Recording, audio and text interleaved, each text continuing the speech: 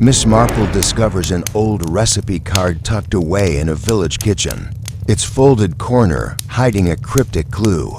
What seems like a harmless household note soon connects to a long-buried quarrel and a sudden death.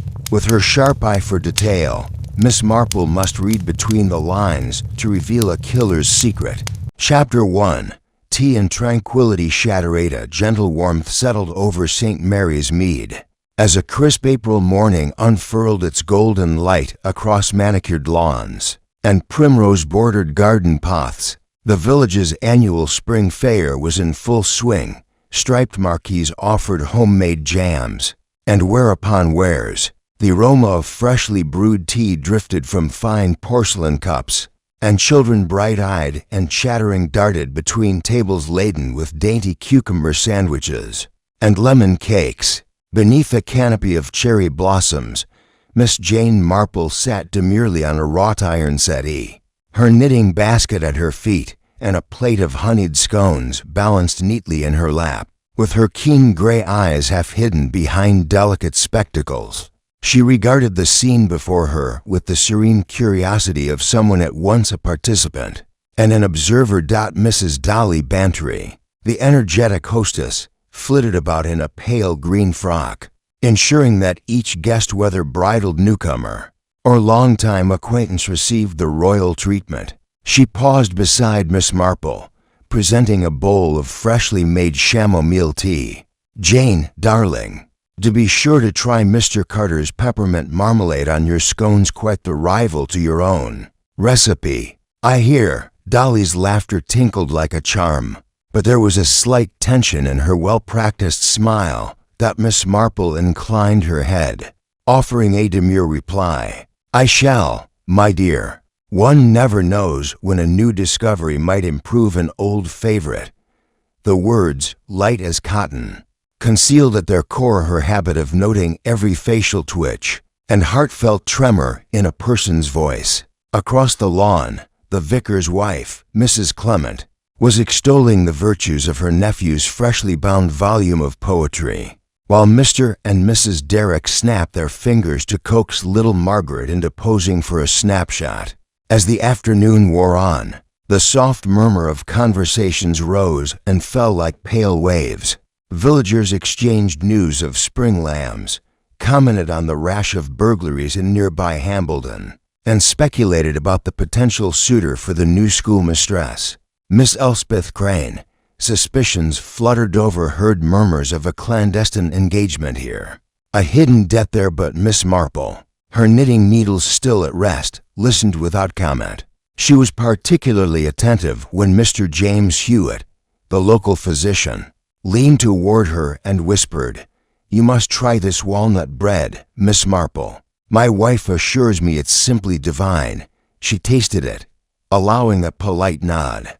Yet her attention was fully elsewhere, a folded recipe card peeking from the pocket of Dolly Bantry's apron, decidedly out of place among her crisp linens. It bore Mrs. Bantry's elegant handwriting, though the crease seemed fresh, and a corner had been torn away. Such a detail might elude most people on a sunlit afternoon, but to Miss Marple it offered a quiet puzzle. Just as she began to formulate the first of many questions, a piercing scream cleaved the air. It came from the far end of the garden, where the children's maypole stood entwined with pastel ribbons. Guests froze mid-bite. Cups rattled on saucers. For a moment, time itself hesitated.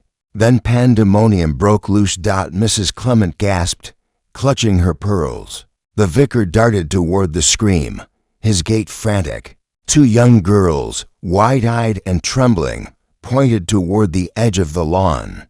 There, half hidden by the trailing ivy that adorned the ancient stone wall, lay the still form of Mr. Herbert Langdon, draped unnaturally across the cold cobbles.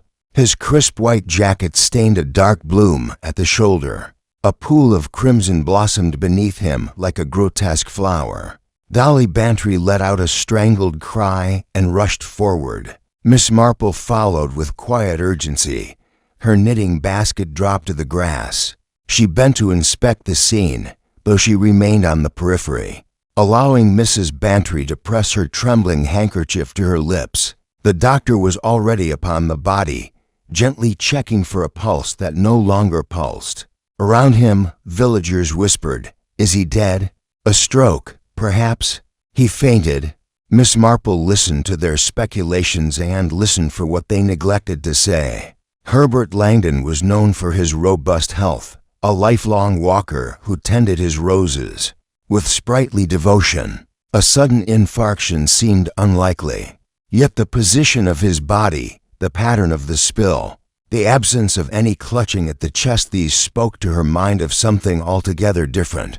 As the vicar knelt beside the doctor, offering a prayer scarcely heard over the rising gusts of panic, Miss Marple rose and smoothed her skirts. She noted, too, the narrow scrape on the cobblestone, as though something had been dragged. She observed the fresh footprints leading away, churned into the soft earth bordering the wall. Hers was not a mind easily startled by tragedy. She had, after all, lived long enough to know the anatomy of human motives, and even before the first scream, she had been curious about the peculiar recipe card. Now, with blood upon the stones and pallor on Dolly Bantry's cheeks, she felt the first stirring of a mystery that would require every ounce of her social understanding. Not for the first time, she thought of intricate lacework, how a single misplaced loop could unravel the entire pattern. In a village where secrets slept behind every garden gate, she knew it was but a matter of moments before the simplest clue, overlooked by all but one, would lead her to the truth. Setting her knitting basket aside, Miss Marple rose to her full, unassuming height. She would speak with the doctor, the vicar, and then perhaps glance once more at that torn recipe card, for already she sensed that within its cryptic folds lay the key to unmasking not an act of nature, but a deliberate, human-made calamity. And in St. Mary's Mead, the unraveling of human nature was Miss Marple's métier. Chapter 2. The village reacts. For a moment, the hum of conversation ceased altogether, as though the entire village had held its breath. Then, a tense stir rippled through the assembled guests. Mrs. Dolly Bantry, still perched at the edge of collapse, was guided to a nearby bench by sympathetic neighbors. The vicar hovered protectively over her, murmuring gentle assurances she could hardly hear. Dr. Hewitt, his face grave beneath that crisp white coat, issued brief instructions. No one is to leave until the constable arrives. Please remain calm. His eyes, however, flit toward Miss Marple with a question unspoken. What next? It was Mr. and Mrs. Derrick, always ready to assert themselves in any crisis, who took command of the scene. Mr. Derrick, cufflinks glinting, barked an order to one of the gardeners to fetch blankets.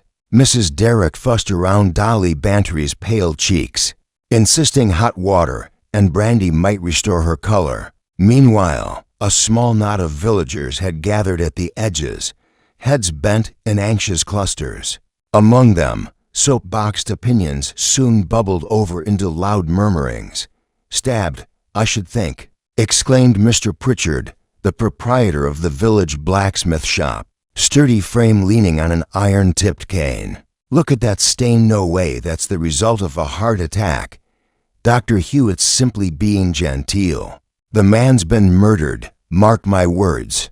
"It's absurd to talk of murder on such flimsy evidence," countered Mrs. Gordon, the schoolmistress, adjusting her pince-nez with a clear clink. "Who in St. Mary's Mead would do such a thing? We're a peaceful community, peaceful until someone's got something to hide," muttered Miss Ivy Redmond, seated beside the lemonade stand, already wiping tears from her eyes. "Herbert always helped me by tutoring little Nigel. Such a kind man, if only I could understand who'd bear him ill will from beyond the crowd." The new schoolmistress, Miss Elspeth Crane, surveyed the assembled faces with nervous detachment. An outsider still in all but name, she had arrived only weeks ago, her prim appearance and scholarly glasses earning her a reputation for fastidiousness. Now, her gloved hands fluttered against her skirt as she listened to the gossip. "Surely we should await the constable," she suggested softly. "I heard Constable Bridgewater is on his way." Constable Bridgewater, tall, lean, with a trotter's face that bespoke more patience than zeal, emerged presently from beneath the marquee, wiping his brow. The assembled mob parted for him as he carried a battered notebook and pen. "Evening, everyone," he said with deliberate calm. "I'm Constable Bridgewater. I'd appreciate it if you could tell me what you know, one at a time." His tone was courteous but firm, and the villagers, chastened, began to spill their observations. Mrs. Clement spoke first, trembling so that her voice pitched high. "It was after the ribbon dancing began," she said, voice quavering like a reed. "I was offering tea to the school children when I heard a strangled cry. I turned. Then," she dabbed a handkerchief to her lips, "I saw Herbert on the ground. There was no witness that I know of." She paused, and Constable Bridgewater jotted down each word. Miss Redmond, encouraged by the constable's patience, chimed in next. "I heard him cough just before he fell, but that meant nothing. Mr. Langdon was prone to a harmless wheeze now and then. He retired early last week after a mild flu. Why, only yesterday he pressed me to keep Nigel away from the cold air. Said I must wrap him well." A hush fell. Coughing, harmless as it seemed, might now take on a more sinister aspect. Constable Bridgewater looked from Miss Redmond to Dr. Hewitt, who remained stoically by the body. The doctor shrugged with the faintest twitch of remorse. "I examined him quickly," he said. "No external wounds that I can discern. No signs of violence beyond the blood stain caused by his collapse. But of course, I shall need to conduct a thorough examination at the mortuary before pronouncing a final cause of death." "A burst aneurysm, perhaps?" suggested Mrs. Gordon, eager to restore order and rationality. "Quite natural at his age. He did celebrate his 65th last month. Natural causes or no, someone ought to have seen something," interjected Mr. Pritchard. "You can't tell me no one heard his struggle." He cast an accusing glance at Miss Elspeth Crane, as though her inscrutable calm marked her as guilty of some secret knowledge. The tension ratcheted upward when Constable Bridgewater raised a hand. "Miss Crane, you say you saw nothing? Did you hear anything unusual?" Miss Crane drew in a measured breath. "Only the general sound of disturbance, the children screaming." The gasp from Mrs. Bantry, no distinct cry of pain beyond that first one. "I was several paces away, arranging ribbons on the maple post," she prattled on, though her hands shook so that the ribbons quivered like frightened birds. By now a small throng had formed to watch the inquiry, some leaning forward with morbid fascination. Among the onlookers was Mr. Joseph Tremaine, owner of the village post office.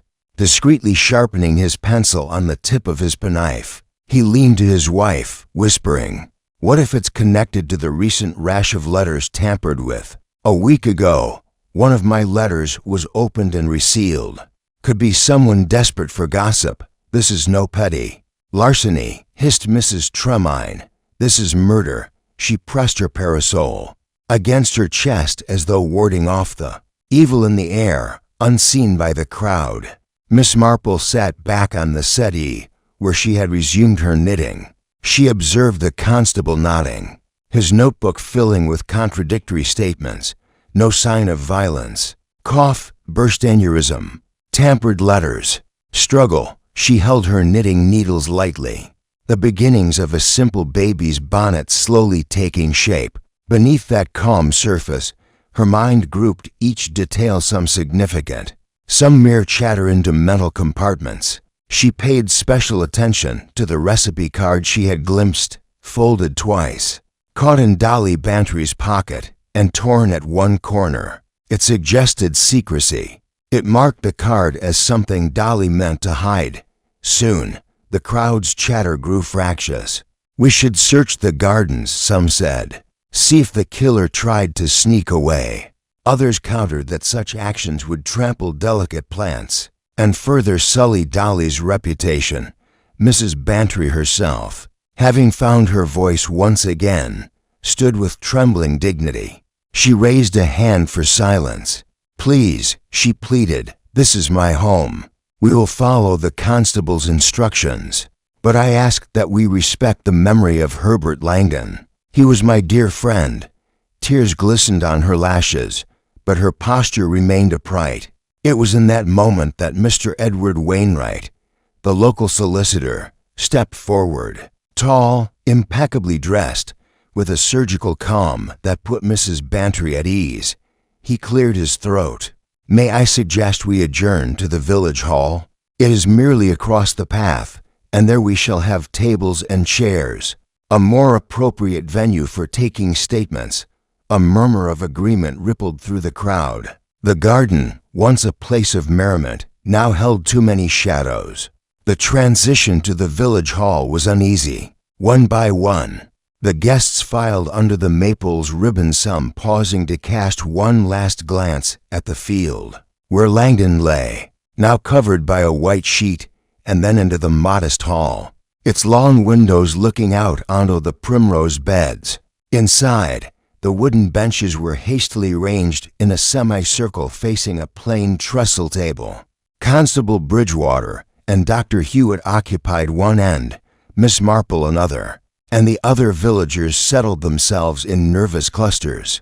As the constable began to take formal statements, he directed the first questions to Mrs. Bantry, who recounted her first moments after discovering the body. Then came Dr. Hewitt, whose version of events was succinct. Confirmation of collapse, blood present, no immediate cause. The third statement fell to Miss Marple. She rose slowly, her knitting basket at her feet. "Thank you, Constable," she said softly, "for allowing me to speak." She tucked a loose strand of silver hair behind her ear. "I have lived in St. Mary's Mead for many years, and in all that time I have observed the manner and the mannerisms of many of its inhabitants." She paused, letting her words settle. "I confess I noticed one small but curious detail before the body was found." She reached into her reticule and withdrew a scrap of paper, that folded recipe card. The room stilled. This was in Mrs. Bantry's apron pocket. "It appears to be part of a recipe, but the corner is torn away. It was folded in such a way to conceal what was written within." She held it aloft as though it were an exhibit in court. "Might we see the other half, so that we might know what Mrs. Bantry sought to hide?" A gasp went through the hall. Mrs. Bantry's hand flew to her throat. "I have no idea," she stammered. "Perhaps I dropped the other half when I brought out the scones." She glanced at her apron, now soiled with distress. Constable Bridgewater frowned. "Let us search for it. It could be a crucial clue." He stood, ushering to constables to commence a careful search of Mrs. Bantry's apron, the surrounding benches, even the floor. Miss Marple returned the scrap of paper to her reticule, her knitting untouched, but her mind alert. In the hush that followed, the villagers exchanged uneasy glances. Miss Elspeth Crane wrung her gloves together, while Mr. Tremine cleared his throat and tapped his pencil insistently on the table. Mrs. Gordon leaned close to Mrs. Clement, whispering urgently, "What kind of recipe would require such secrecy?" "Maybe it's not a recipe at all," replied Mrs. Clement. "Perhaps it's a list of debts, or of people to blackmail." She pursed her lips. The schoolmistress turned hawk of scandal. The constables returned after a thorough search. "Nothing found," said one gently.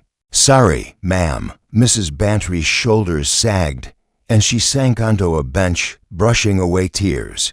Behind her, whispers swelled once more. Miss Marple rose, raising a slender finger for quiet. "One moment, please." The room hushed around her, as though the barn doors of gossip had been latched. "Something else occurred to me," she said, her voice soft but clear. "Before Mr. Langdon fell, I heard no cry of alarm directed at him. Yet when he lay there, Some of you spoke of blood and of violence. That stain upon his jacket, would any of you be able to say whether the blood is his or someone else's?" She drew nearer to the trestle table, her bright eyes sweeping the faces of Dr. Hewitt and the constable alike. Dr. Hewitt cleared his throat. "I saw blood pooling beneath where he lay. It was bright red, the color of fresh arterial bleeding. No one else was wounded." He glanced at Constable Bridgewater, then added, "But of course, one cannot be certain until the postmortem."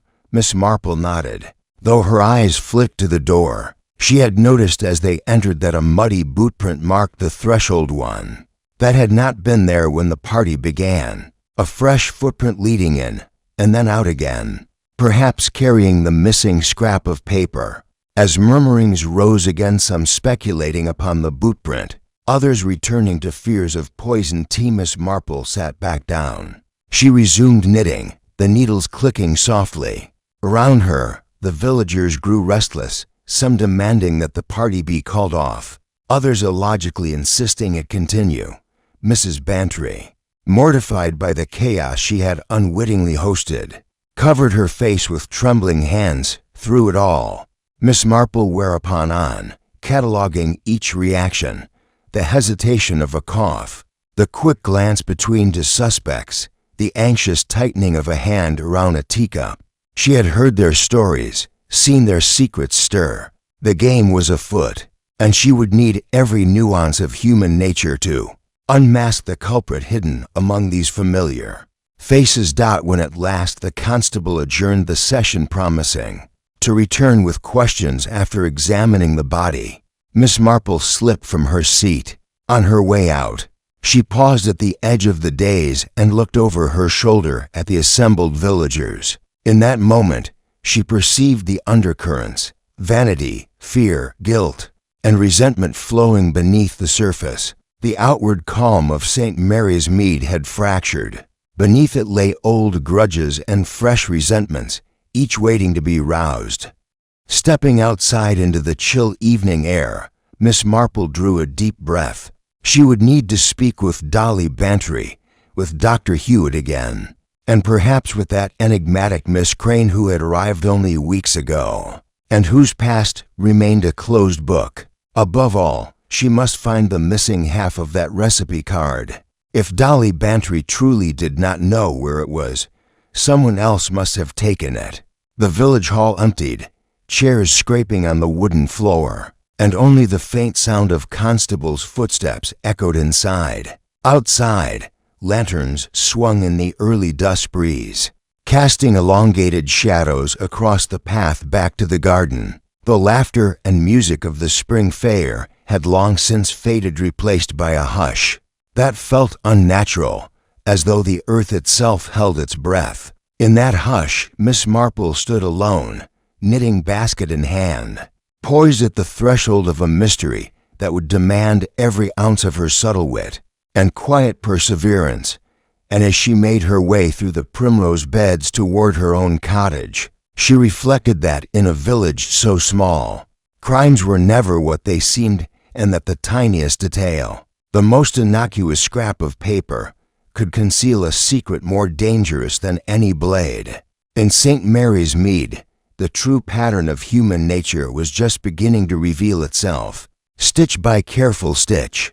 Chapter 3. Early investigation. Morning after the tragedy dawned cool and damp, mist clinging to the hedgerows as though reluctant to reveal the secrets hidden within St. Mary's Mead.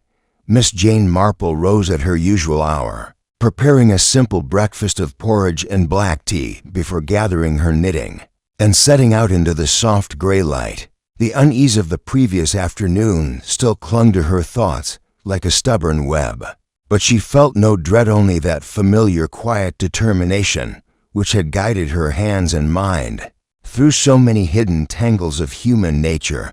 Her first call was to the Bantry household. Dolly Bantry's grand cottage, perched at the edge of the village green, was already a hive of activity when Miss Marple arrived. The kitchen garden, once vibrant with spring blooms, now seemed subdued tulips drooping. A single daffodil bent low to the earth, Inside, Mrs. Bantry sat at her breakfast table, pale-faced and wrapped in a lavender shawl. On the table before her lay an untouched plate of toast and marmalade, the pale gold of the preserves matching the oil lamps still low on the sideboard. "Good morning, dear," Dolly said when Miss Marple entered. Her voice was gentle but strained, eyes shadowed with fatigue. "I'm so grateful you came. I hardly slept a wink." Miss Marple offered a courteous nod. "It seems everyone in the village lost sleep after yesterday's events." She seated herself opposite Dolly. "How are you feeling this morning? Have you any recollection of what transpired once the constable left?" Dolly forced a wan smile. "I remember retreating here, clutching that recipe card you showed them." She touched her apron pocket. "I searched all night in hopes of finding the other half, but it is nowhere to be found." Her lip quivered. "I do not know how it came to be torn, but I wish now I had kept better track of it." Miss Marple inclined her head thoughtfully. "Secrets, even innocent ones, can take on a life of their own, Dolly. You say you have no idea where it went?" "No, indeed," Dolly replied, "unless someone found it in the hall and pocketed it for reasons of their own." She glanced up, brow furrowed. "But who in this village would wish to deceive me?" "I am at a loss." Miss Marple's eyes softened. "We shall see. In the meantime, might I look about your kitchen? I recall smelling something unusual beneath the garden tea and herb perhaps, beyond the chamomile." Dolly rose, smoothing her skirt. Together they moved into the kitchen, where copper pots gleamed and jars of preserves lined the shelves. Miss Marple's gaze wandered over the neatly stacked saucers and fine bone china, noting the absence of any fresh tea leaves beyond the usual Earl Grey and chamomile. On the work table lay a small basket of spring herbs, mint, chives, and a single sprig of fennel, its feathery leaves suddenly familiar. "Aha," Miss Marple murmured, lifting the fennel. "Dolly, did you use this yesterday?" Dolly froze. "No, I only brewed chamomile for the children, as I always do." Miss Marple smelled the fennel tip. "This is fresh, scarcely picked more than a few hours ago. It might not belong to your garden. Did you receive any guests in the kitchen this morning?" Dolly shook her head, growing pale. "Mr. Tremine came by to borrow stamps. Mrs. Gordon called asking for a word about the school's plans. After that, I recall nothing out of the ordinary." Miss Marple nodded. "Thank you, dear. I will take this sprig with me. May I?" She placed the fennel gently into her reticule. "And don't worry about finding that recipe card just yet. We will uncover its secrets in due time." Dolly crossed herself. "Thank you, Jane. You give me hope." Leaving the Bantry cottage, Miss Marple paused at the gate. The early mist clung to her skirt. She drew her shawl tighter around her shoulders and set off down the lane, toward the doctor's surgery. Dr. Hewitt's rooms stood by the old mill stream, the red brick weighed heavy with climbing ivy. Inside, the waiting room was empty save for a stack of medical journals and a bowl of wilting violets. As she entered, she found the doctor bent over a pair of dissection tables. His normally composed features were drawn tight with concentration. "Jane." He greeted without looking up. "Please, come in. I have been up most of the night examining Mr. Langdon's body. Nothing conclusive yet, but I've taken samples for analysis." Miss Marple accepted a chair. "I'm grateful for your diligence, Hugh. I wonder, did you notice anything peculiar about his lung or heart that might explain the blood on his jacket?" Dr. Hewitt ran a hand through his hair. "His organs were sound, no aneurysm, no rupture. Yet the wound on his chest is not consistent with a natural collapse. It appears to have been inflicted by a sharp point, small but deep." He paused, meeting her gaze. "I suspect a needle or a hatpin, though I cannot be certain until the lab results come back." Miss Marple's eyes narrowed slightly. "A hatpin, small enough to go unnoticed in a bustle of activity." She produced the fennel sprig and laid it on his desk. "Do you recognize this?" The doctor frowned. "Fennel? I can't say I've seen it here before. He bent to examine it. It smells faintly of aniseed. Odd in a medical office. Miss Marple tapped her knitting basket lightly. I found it at Dolly Bantry's kitchen, freshly picked. She denied using any herbs beyond chamomile. I thought you'd want to know, in case someone used it to mask the scent of something else. Dr. Hewitt rubbed his chin. I'll have the nurses check every specimen jar, see if it's been tampered with. Thank you, Jane. Rising to leave, she added, and Hugh, do keep the surgery locked except for staff. A village is a small place to find missing needles. With a friendly nod, she departed, leaving the doctor to his grim task. Next, Miss Marple crossed the green toward the modest stone schoolhouse, where Miss Elspeth Crane held her classes. The schoolmistress stood at her window, dusting the sill with meticulous care. Her composure seemed unruffled by the murder. Almost poised, Miss Marple thought. "Good morning, Elspeth," she called through the open window. "May I have a word?" Miss Crane offered a slender smile and invited her in. The classroom was neat as a pin, rows of slanted desks, a blackboard free of smudges, and shelves of neatly bound textbooks. A single sprig of daffodil stood in a glass tumbler on the teacher's desk. "I wanted to check your movements yesterday," Miss Marple began. "You said you were supervising the maple ribbons when Mr. Langdon collapsed." Miss Crane adjusted her glasses. "Yes, I was ensuring the ribbons were secure against the children's exuberance. I heard the scream, then rushed to help. Did you touch the ribbons afterward?" Miss Marple asked, eyeing the daffodil. The schoolmistress's brow flickered. "No, only to steady the post when it began to sway," she frowned. "Why mention these details?" Miss Marple smiled innocently. "Just connecting little threads. Did you notice anything unusual, footprints, for instance around the maypole?" Miss Crane's gaze drifted to the window. "I did see some muddy soil, fresh, perhaps from the garden edge, but I thought nothing of it." Miss Marple thanked her and slipped away, her mind cataloging each hesitation and glance. The daffodil remained untouched on the desk, but to Marple it seemed to loom large, as symbol of spring's fragility. Her next stop was the post office. Joseph Tremaine greeted her behind the counter, pencil poised over a letter. The wood smoke sent from the back room mingled curiously with paper and ink. "Ah, Miss Marple," he said. "I was just finishing a batch of letters. Quite a few have arrived from London, some very intriguing content." She leaned against the counter. "You mentioned yesterday that letters had been tampered with?" Tremaine sighed. "Yes, indeed. 3 letters I sent out had been opened and resealed with a faint trace of wax. The recipients wrote back in alarm, though no harm done. I thought it odd until news of Mr. Langdon's death. Imagine if someone sought gossip to blackmail." Miss Marple stroked her chin. "Do you recall the addresses?" He provided 3 names, one to Mrs. Gordon, the schoolmistress, another to Mr. Pritchard, the blacksmith, and the third to Mrs. Bantry herself. "No one else reported tampering," he added. "I keep careful records. I'd like to see the scraps of seal, if you still have them." Miss Marple's tone was casual, but Tremaine's eyes brightened. "Of course." He returned with a small envelope containing bits of wax the color of old parchment. Miss Marple examined them by the lantern light.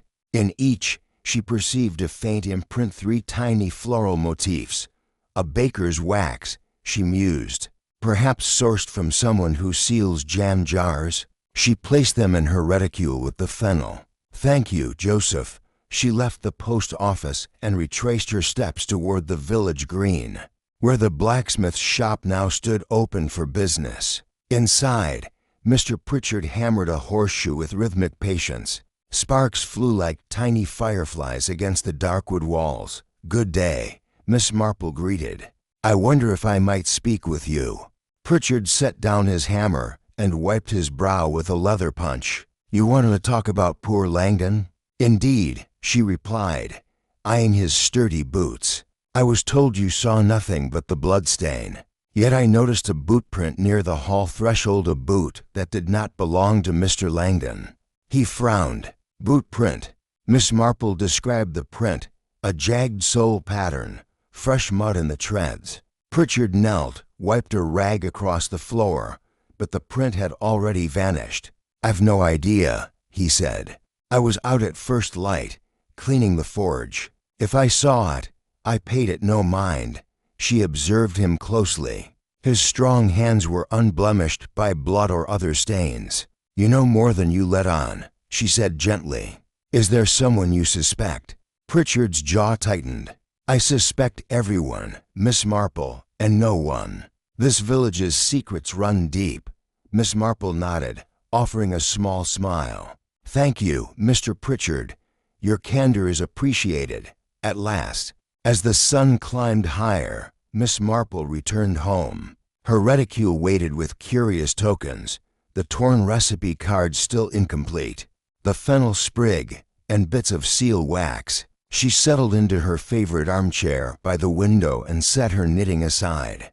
In the basket lay the beginnings of the baby's bonnet soft wool, whereupon in concentric circles, but her mind was far too busy to resume the pattern. She spread the items before her on the small tea table. Recipe scrap, fennel, wax, each spoke of a different corner of the village's social tapestry. The recipe card suggested Dolly Bantry's hidden preoccupation. The fennel hinted at an outsider's handiwork, and the seal wax pointed to small deceptions involving private correspondence. Together, they formed a mosaic of motives, each piece waiting to be placed in the larger picture. Miss Marple leaned back, her knitting long forgotten. Outside, a blackbird trilled a spring song, indifferent to the human sorrows and suspicions that had stolen its garden's peace. Yet in that very indifference lay the key to understanding. Nature persisted, oblivious to mortal machinations, and so too must she observe the natural behaviors of her fellow villagers, reading the dark corners of their hearts as one might interpret the subtle changes of weather. She allowed herself a moment of quiet reflection, fingertips brushing the soft yarn in her lap. The mystery was still young. The true culprit remained hidden behind a veil of innocence. But tomorrow she would visit the Bantry garden once more, perhaps converse with Mrs. Gordon about the sugar used in the tea, or learn from Mrs. Clement, the vicar's wife, what prayers were said over the body. Each conversation would bring her closer to the truth, stitch by stitch. And in the hush of the afternoon, Miss Marple whispered to herself, "It is in the simplest of places where secrets lie writ small. A scrap of paper, a leaf of fennel, a drop of wax, these speak louder than any shout." She rose, gathering her tokens and placing them carefully in her reticule. With knitting basket in hand, she stepped onto her porch and surveyed the village paths winding beneath the budding elms. The threads of this mystery were laid out.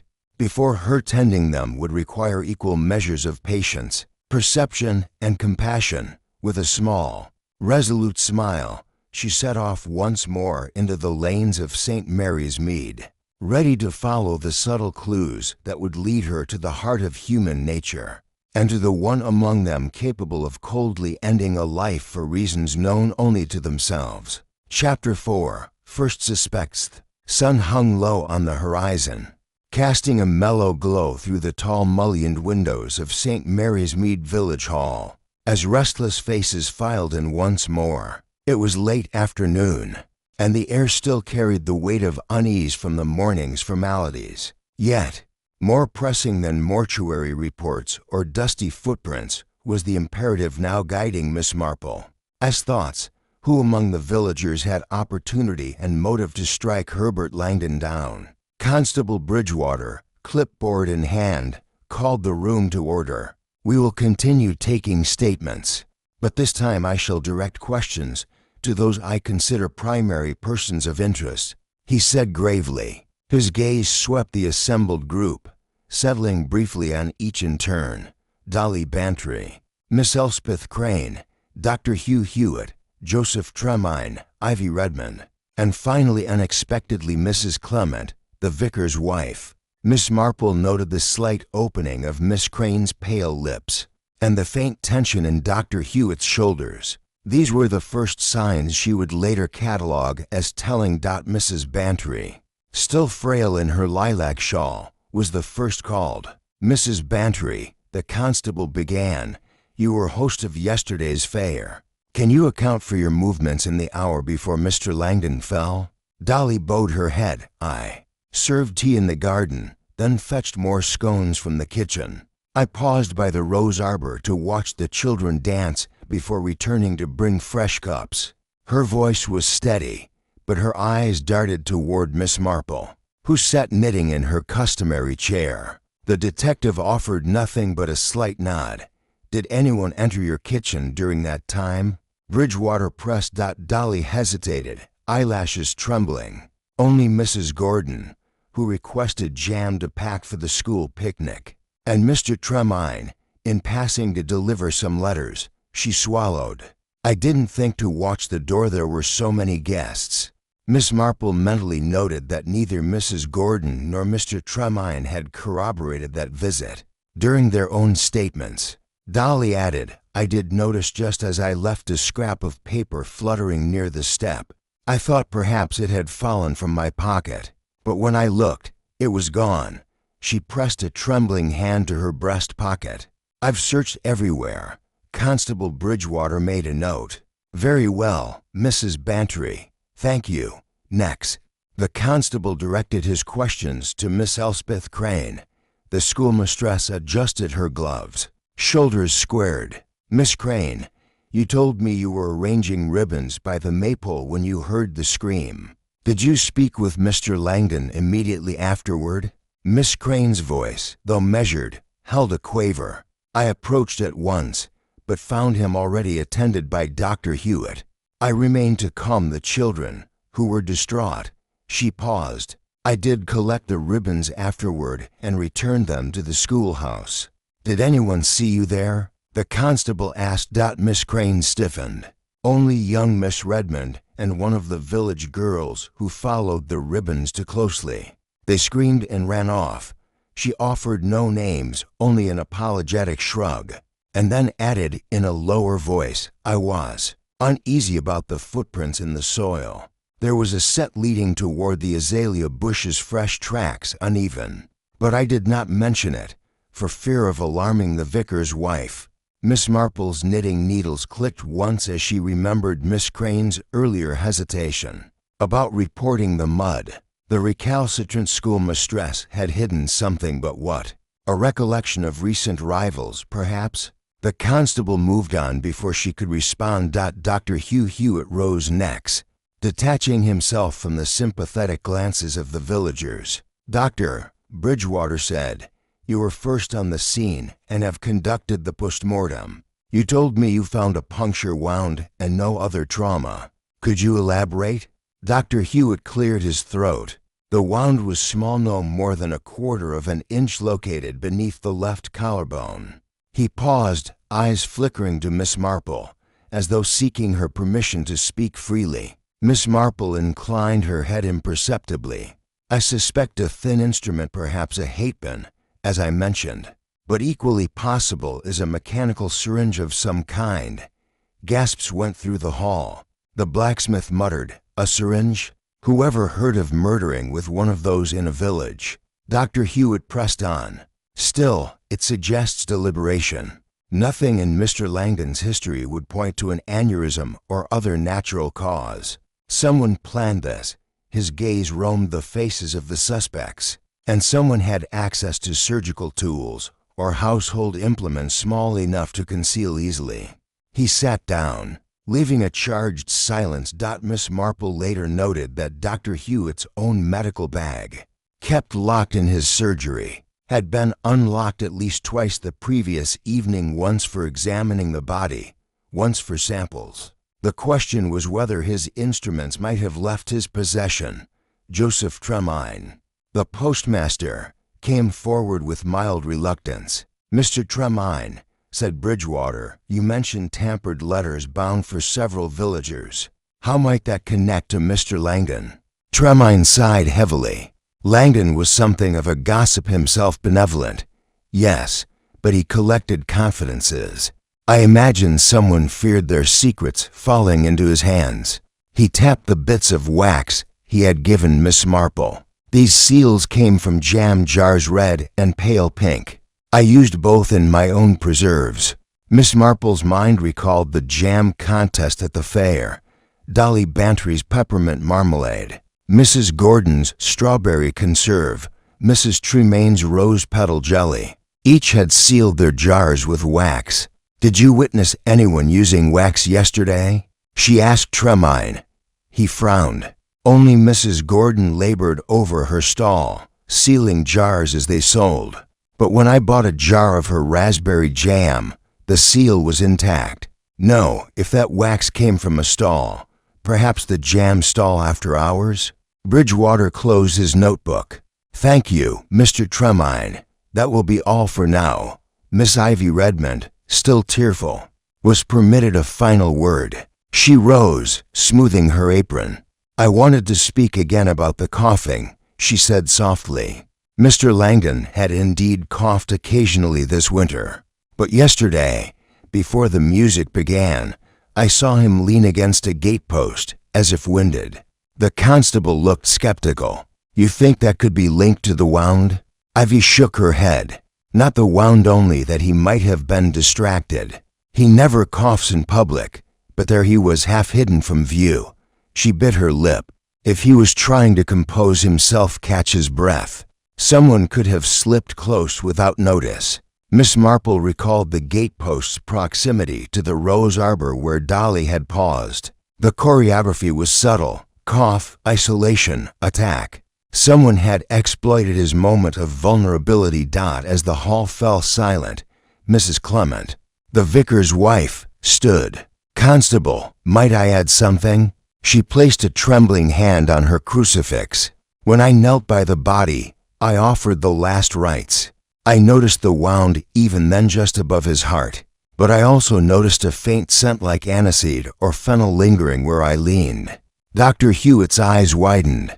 "Aniseed, that is unusual," Mrs. Clement pressed on.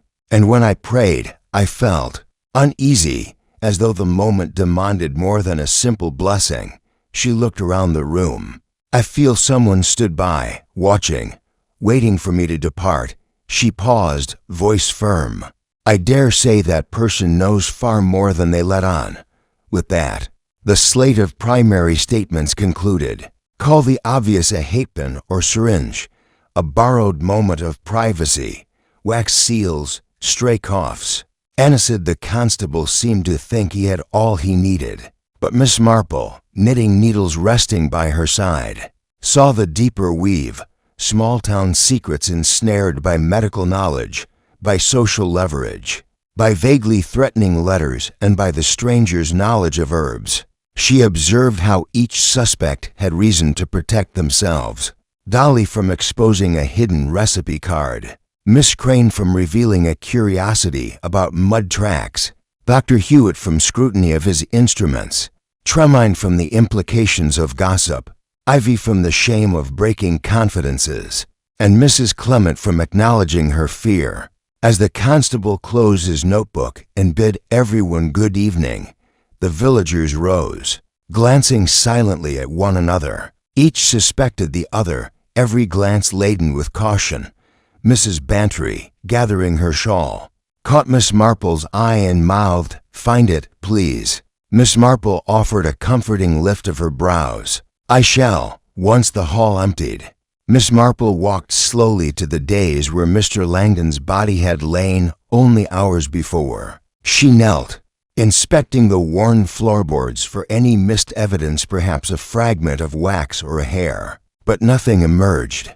Gathering herself, she rose and stepped out into the crisp evening, the faint smell of primroses and wet earth greeting her. At the edge of the lawn, she spotted Miss Elspeth Crane, seated pensively on a bench, loneliness in her posture that struck more as a mask than genuine sorrow. Miss Marple approached. "Elspeth, may I join you?" The schoolmistress looked up, startled. "Oh, Jane, I thought you gone." Miss Marple settled beside her. "The constable released me, but I find the night air conducive to reflection." Miss Crane nodded, fingers twisting the hem of her skirt. "I fear this village is not as peaceful as I believed. I only arrived last month and already I find myself suspected of murder." Miss Marple studied her quietly. "Suspicion is a village pastime," she said kindly. "But tell me, Elspeth, did you overhear anything at the fair that evening? Something not yet shared?" Miss Crane swallowed. "Only voices, Mrs. Gordon confiding in Mr. Tremaine about the letters. And then, near the bandstand, I heard Dr. Hewitt speak in hushed tones with Dolly." She shuddered. "They seemed urgent. I did not listen long." Miss Marple's mind traced the connections, letters, medicine, friendship with Dolly. "I see," she said softly. "Thank you for trusting me." She rose. "Rest now, dear. Tomorrow we shall speak again." As she left, Miss Marple paused under a lamp-post, the soft light illuminating her thoughtful face. In her reticule lay the wax fragments, still that pinkish hue, and the empty space where the torn recipe card's other half should be. She pondered the suspects, weighing each against the slender timeline of Herbert's final hours. Between Dolly's trembling confession, Crane's hidden knowledge, Hewitt's instruments, Tremaine's gossip, Ivy's cough, and Clement's prayers lay the intersection of opportunity and motive. She took a deep breath, the cool night air filling her lungs. The mystery had deepened. The first wave of suspicion had brought no clarity. Yet within each alibi and each hesitation lay the potential for deeper truths. For in St. Mary's Mead, human nature was a tapestry of contradiction, some threads worn thin by time, others freshly dyed by fear, turning toward home. Miss Marple resolved to follow each thread in turn, revisit the kitchen garden at sunrise, inspect Dr. Hewitt's surgery at closing time, perhaps even question Mrs. Gordon about her late-night baking. Above all, she must find the missing half of the recipe card. Only then would the picture begin to coalesce, and until the final stitch was in place, the true culprit would remain hidden behind a mask of civility, waiting for the quiet unraveling that only Miss Marple could accomplish. Chapter 5. A hidden clue. Mist still lingered over the primrose beds when Miss Marple left her cottage at dawn, the damp air carrying the faint scent of earth and blossom. She paused at her gate to draw a deep breath, recalling the tangled threads of yesterday's inquiries, a torn recipe card, bits of wax from jam seals, a sprig of fennel, furtive glances at muddy footprints, and a doctor's suspicion of a hatpin-like puncture. Something, she told herself, had been overlooked, a detail so slight that it seemed invisible beneath the weight of gossip and conjecture. Her first destination was Mrs. Bantry's kitchen garden. The cottage stood silent, shutters still closed, but the back gate swung ajar. Within, dew-beaded rose bushes formed a neat alleyway between herb beds. Beneath the roses, swaths of mint and chives had been trimmed the previous evening, and a platter of fennel now lay neatly halved, as if someone had harvested its feathery fronds in secret. Miss Marple crouched beside the fennel bed. The stubs of cut stalks were fresh, and the soil beneath them bore the imprint of small shoes too narrow for Dolly's gardening clogs, yet too deep to belong to a child. She traced the prints with her fingertip, noting the heel's slight drag toward the old sundial. There, half hidden under a fallen rose petal, lay a fragment of parchment, the missing half of the recipe card. She retrieved it gingerly. The torn edge matched perfectly the piece she had held before, and she expanded the card flat on her palm and stir in 5 grains of aconitum napellus powder, seal with beeswax and present at twilight. Miss Marple's heart quickened. Aconitum, commonly known as monkshood or wolf's bane, was a deadly poison, its powdered root capable of causing cardiac arrest. The directive to present at twilight suggested an intention to slip the poison into someone's food or drink under the guise of hospitality. Here lay the invisible stitch that bound Herbert Langdon's collapse to deliberate malice. She folded the scrap carefully and rose to her feet, scanning the garden for other signs. The watering can by the sundial was damp within, though there had been no rain. Tiny droplets clung to its lip, tinted faintly amber. Miss Marple sniffed, recognizing the coppery tang of blood. Had someone rinsed the poison from an implement here? Or had the doctor's cloak brushed against the can in haste? She resolved to inquire later. For now, she slipped the card into her reticule and retraced her steps, mindful of the rising sun. As she passed the rose arbor, she noticed a single petal, stained a deeper red than the others. It bore a faint smudge no larger than a pin's head glinting in the dawn light. She picked it and tucked it beside the card, a petal soaked in blood rather than dew.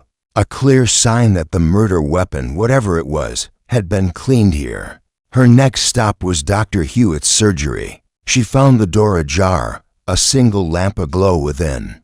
Inside, the doctor examined slides under a microscope, his brow furrowed in concentration. "Hugh," Miss Marple greeted, presenting the recipe scrap. "I found this under a rose bush at Dolly's. You called it a pinprick wound. This explains everything." Dr. Hewitt took the scrap with trembling fingers. "Monkshood, poison. Whoever wrote this intended to kill with it." He met her eyes. "Thank you, Jane. This changes everything." Miss Marple pointed to the petal she had tucked in her knitting basket. "And I believe this comes from the same spot blood on the petals, a damp watering can. Fresh fennel cut from Dolly's garden. Someone used this place to conceal their act." Dr. Hewitt nodded slowly. "I must test the soil for traces of aconite. Poison tends to linger." He turned to a small drawer and withdrew vials and pipettes. "We will know soon." Miss Marple's gaze drifted to the windowsill, where a potted daffodil drooped under a fine dusting of soil. "Is this your plant?" He frowned. "No, it must have blown in yesterday." He tilted the pot. "I'll have nurses examine every specimen for traces of aconite." "Thank you, Jane." As she left, Miss Marple paused on the doorstep, her mind racing. The recipe card confirmed deliberate poisoning, but the question remained: who possessed the knowledge and motive to employ a rare alkaloid? In a garden setting, the suspects whose alibis she had catalogued each had opportunity. Yet only one would have known the lethal properties of monkshood, and planned to administer it at twilight. The village post office was her next port of call. Joseph Tremine, already behind the counter, looked up in surprise as Miss Marple entered. "Jane, back so soon?" She offered him the torn card and daffodil petal. "I found these at Dolly's garden. Do you recognize this seal wax in relation to your jam pots?" Tremine examined the card. "Monkshood. My goodness. And that petal blood, is it?" He touched it gingerly. "As for the wax, I have 3 remaining bits I haven't matched. You may compare them." Miss Marple fetched the envelope from her reticule. The 3 wax fragments were identical to those Joseph had given her. She arranged them beside the recipe scrap, pale gold, each impressed with a floral motif. "These seals came from Dolly's own jars, yes?" Tremine nodded ruefully. "I used my best wax on her peppermint marmalade for the contest. But I never thought." Miss Marple's knitting needles clicked softly. "Someone resealed jars after hours, perhaps using Dolly's wax. They might have coated a pin or syringe in beeswax to prevent rust, then returned it." She studied the daffodil petal again. "And petals could be used to wipe a tiny implement clean." Tremine paled. "Do you think someone tampered with her jam to deliver poison?" "It's a theory," Miss Marple said. "But more likely, the wax was used to disguise the weapon, not the jam itself." She folded her hands. "Thank you, Joseph. You've been most helpful." Her final visit that morning was to the schoolhouse, where Mrs. Gordon was arranging fresh blooms for her classroom. The schoolmistress looked up with brittle composure. "Mrs. Gordon," Miss Marple began. Producing the card, Have you ever heard of monkshood being used as a poison? Gordon's face blanched. She adjusted her pince-nez. Aconite? Yes, in my father's botanical guides he was a pharmacist. But why? Miss Marple held out the petal. This blood-tinted daffodil and a torn recipe under Dolly's roses suggests someone here planned poison. I wonder, did you ever borrow that card from Dolly's kitchen? You mentioned getting jam yesterday. Double quotes. Mrs. Gordon's hand shook as she reached for the card.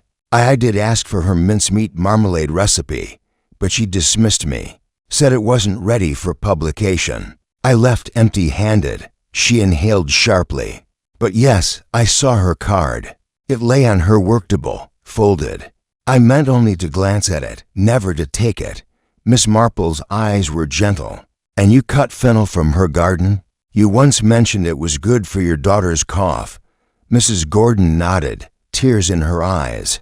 I did. I meant no harm. I only wanted to make tea that soothed. I wouldn't. Her voice broke. Oh, Jane, whatever have they done? Miss Marple patted her hand. Fear not. You're not under suspicion yet. Your knowledge of plants makes your account all the more significant. Thank you for your honesty. As she left the school, Miss Marple reflected on the morning's discoveries. The hidden half of the recipe card had transformed suspicion of a sudden strike into evidence of premeditated poisoning. But while many had access to wax, jar stalls, and herbs, only one had the precise familiarity with aconite's dose and the nerve to plan a death.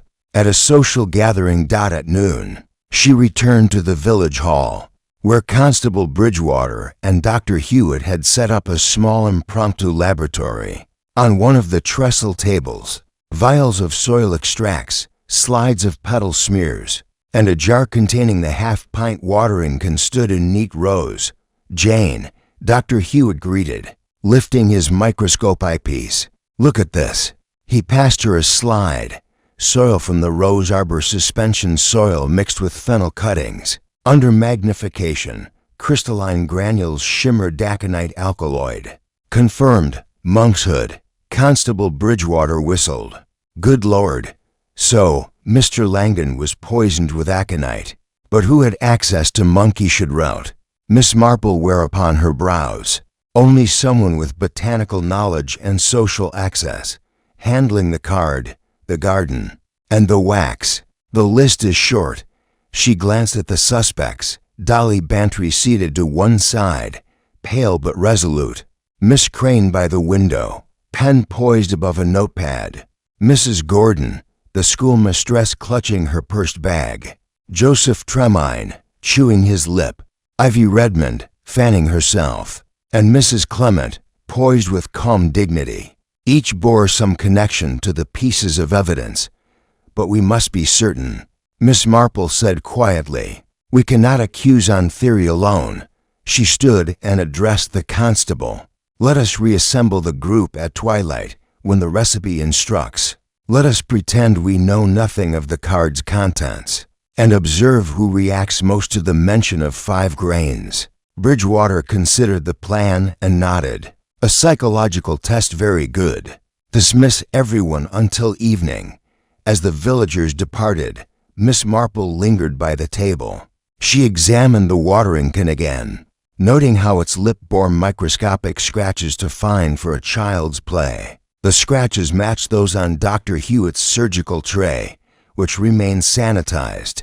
Yet the can, placed back by Dolly's roses, had been unnoticed until now. In the hush that followed, Miss Marple whispered to herself, the poisoner will betray themselves with knowledge of the card. They will fear exposure more than the rest. She gathered the slide, card, and petal into her reticule, her knitting needles poised for the final stage of the investigation, the reveal.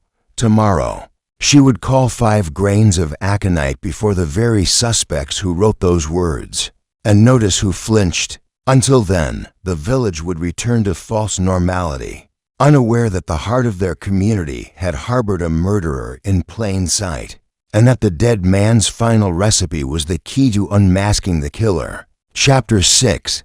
Confrontations and Secrets. Pale half-moon cast its silvery light over St. Mary's Mead as villagers gathered once more. In the circle room of the village hall, summoned by Constable Bridgewater's discreet invitations, earlier that day, he had issued a notice under the guise of wishing to ensure the safety and reassurance of all concerned, but Miss Marple understood its true purpose: to observe the reactions of those who had handled the deadly recipe card and the concealed implements of murder. All were asked to attend at twilight, ostensibly to review the case's progress but really to draw out hidden truths. By 6 o'clock, lanterns flared along the path leading to the hall, illuminating clusters of anxious figures. Dolly Bantry arrived first, her shawl neat and her expression composed beyond her years. Next came Miss Elspeth Crane, face pale beneath the lamp's glow. Dr. Hugh Hewitt, trim in evening coat. Joseph Tremaine, clutching his notebook. Ivy Redmond, cheeks flushed. Mrs. Clement, dignified in dark serge. And Mrs. Gordon, furtive under her bonnet. Miss Marple herself stood at the entrance, knitting basket in hand, greeting each guest with serene courtesy. Once inside, the constable locked the doors and motioned everyone to the benches arranged in a semicircle around a single trestle table. On it lay a battered mortar and pestle used earlier to grind garden herbs, a small beeswax block stamped with floral motifs, and the two halves of the torn recipe card, unfolded and placed side by side. The faint scrawl of 5 grains of Aconitum napellus powder glowed ominously under the lamplight. Constable Bridgewater cleared his throat. "Thank you for gathering again. Dr. Hewitt has confirmed poisoning by monk's hodaconite administered yesterday evening. We possess these artifacts as evidence." He touched the beeswax. "This wax, bearing the Bantry pattern, was used to seal jars in your own competition. Mrs. Bantry, we know someone took it later to coat a murder weapon." A hush fell.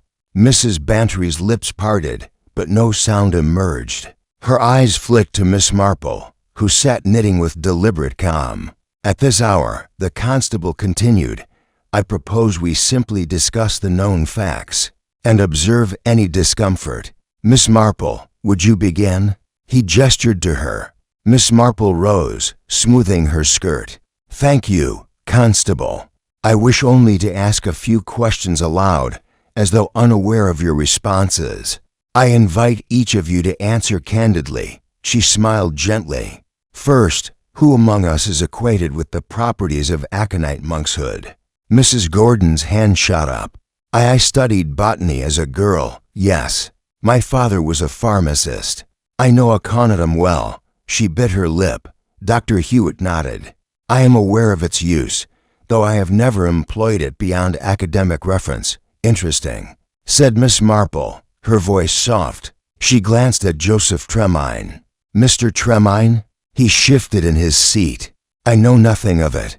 My interest lies in letters, not lethal herbs." "Of course," Miss Marple agreed. She turned to Mrs. Clement. "Madam?" Mrs. Clement hesitated, smoothing her gloves. "I have never studied such things, but I know serpentines of folklore caution against its use." Miss Marple inclined her head. "And Miss Crane?" Miss Crane's throat bobbed as she swallowed. I read about it in a medical journal some months ago." Her voice trembled. All eyes pivoted to the schoolmistress. Ivy Redmond stifled a gasp, as though Miss Crane's confession had cast her in unfortunate light. Miss Marple let the silence linger, needles clicking once. She lifted the wax. "Who among us has handled Bantry's beeswax after the competition?" Dolly Bantry spoke first. "Only the judges, Dr. Hewitt, Mrs. Gordon, and I." Mrs. Gordon's eyes flicked away, and Dr. Hewitt's jaw tightened. "I handled mine at my own stall," he said. "I returned the wax at contest's end." Miss Marple's gaze traveled slowly. "Mr. Tremaine?" "I inspected it, to record its use." He pressed lips together. "Miss Crane?" She looked down. "I thought to borrow a bit for sealing student notebooks." Mrs. Bantry refused point blank. A murmur rose. Miss Marple lifted a finger. Please, one at a time.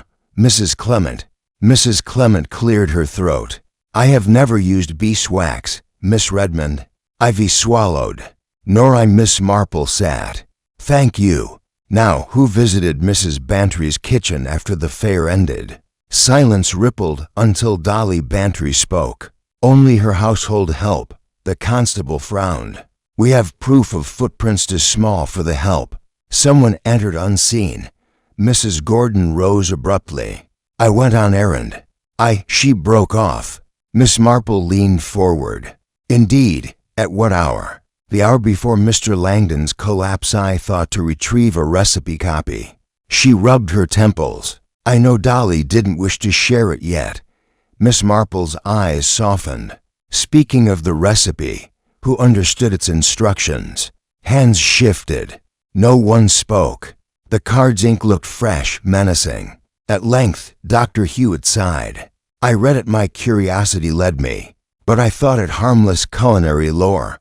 Miss Marple pressed on. Yet it prescribed 5 grains of a fatal poison.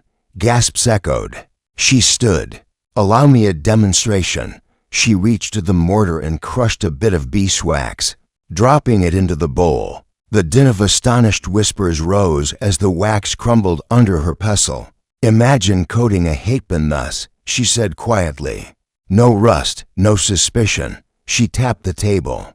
Then, at twilight, pricked the victim's flesh where the blood vessels lie. No scream, no struggle. Just a faint sting, followed by death. A collective shudder passed through the room. Miss Marple's knitting needles paused. Now, who among us would seize such an opportunity? All eyes darted. Dolly Bantry clenched her hands. Miss Crane's face whitened. Dr. Hewitt's gaze flickered to his medical bag. Joseph Tremaine's jaw set. Ivy Redmond pressed her lips tight. Mrs. Clement watched them all with calm sorrow. Constable Bridgewater raised a hand. Mrs. Bantry, you said the recipe was incomplete. Perhaps someone completed it. Dolly Bantry's voice trembled. I have no idea who wrote the second half. It was not mine. She choked. Miss Marple stood, stepping forward to place a gentle hand on Dolly's shoulder. Dolly, dear, the recipe's author must have hidden more than poison. They concealed their identity. She turned to Mrs. Gordon. You sought the full recipe. Did you find it before or after the fair? Mrs. Gordon quivered.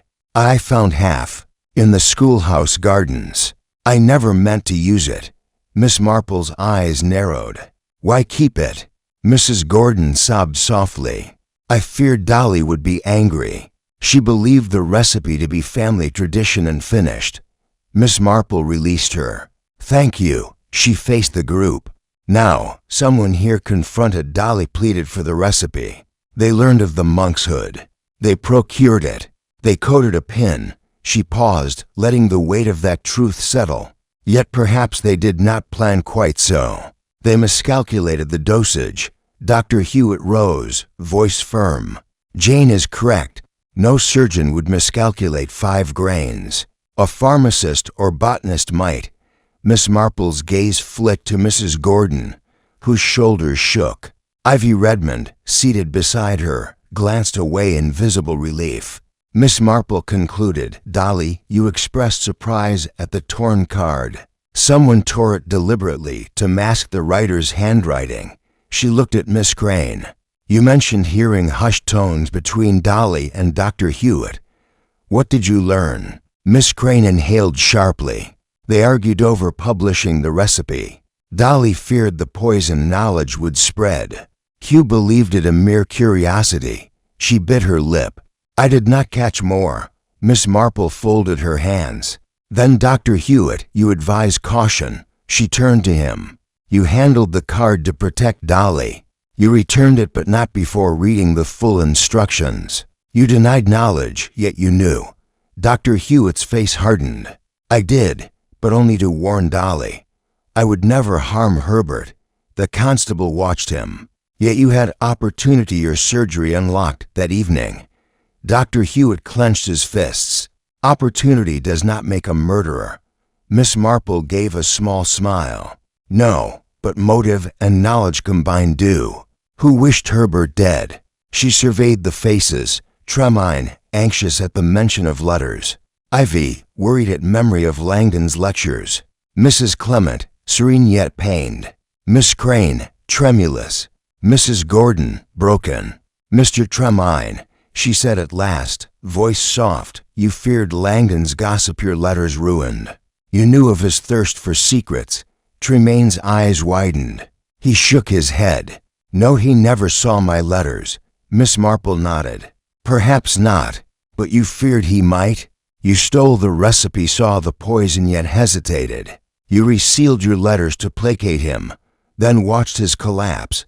Tremaine stumbled to his feet. This is absurd, but plausible, Miss Marple replied. Until someone more learned or more desperate seized the plan. She pointed at Mrs. Gordon. Ivy has motive. Langdon insisted on tutoring her son. She feared his discoveries in the garden. Mrs. Gordon pressed a hand to her heart. I only sought the recipe for coughs, not murder. Miss Marple laid a gentle finger on her arm. Of course. Which leaves one, the vicar's wife. She turned to Mrs. Clement. You knew of poison's aniseed. Fennel. Your prayers at the body faltered when you sensed someone watching. You wished to protect the church's reputation. Mrs. Clement's eyes shone with tears. I would never harm a soul. My fear was only that scandal would fracture this village. Miss Marple whereupon once more. Then rose. Dear friends, tonight's confrontation has revealed many secrets, but none yet the murderer. For the final truth lies not only in knowledge of the poison, but in the precise correlation of all our actions. She paused at the table, lifting the complete recipe card. Who among us could write an exquisite script, this hand distinctly feminine, yet practiced, yet hide her identity behind an apron? Her gaze settled on Dolly Bantry. Certainly not you, dear, nor Mrs. Gordon, whose handwriting differs. Miss Crane? Too hesitant, Ivy. Unlikely, Mrs. Clement. Your script is steadier. Mr. Tremaine? Too coarse, Dr. Hewitt. Too formal. Silence. Miss Marple folded the card. Tomorrow we shall gather again. We shall review the fertilizer records, the visitor logs, and the seeds sown in every garden patch. For the truth when laid bare cannot resist the gentle unraveling of observation, patience, and human nature. With that, she sat. The villagers rose, confusion and dread mingling in their eyes. Each bore the weight of her words, uncertain which thread would finally draw them into the light. In the hush that followed, only the soft click of Miss Marple's knitting remained, an emblem of her unshakable confidence that, in time, every secret would yield to the patient. Courteous Mind of Jane Marple. Chapter 7. Another twist. Late that afternoon, as a chilling drizzle began to fall over St. Mary's Mead, the village found itself again on edge. The narrow lanes glistened under lamplight, and the primrose beds that once brightened May's arrival now appeared subdued, their colors muted by mist and sorrow. Inside her cottage, Miss Marple stood at the window, knitting, needles poised but idle. The events of the evening before swirled in her mind, the divided recipe card, the wax seals, the powdered aconite, and the uneasy statements that had exposed each villager's half-truths. Yet she sensed that a deeper current of deception flowed beneath those revelations, one that would not yield so easily. Before she could ponder further, a rap sounded at her door. She opened it to find Constable Bridgewater, his usually composed face drawn and ashen.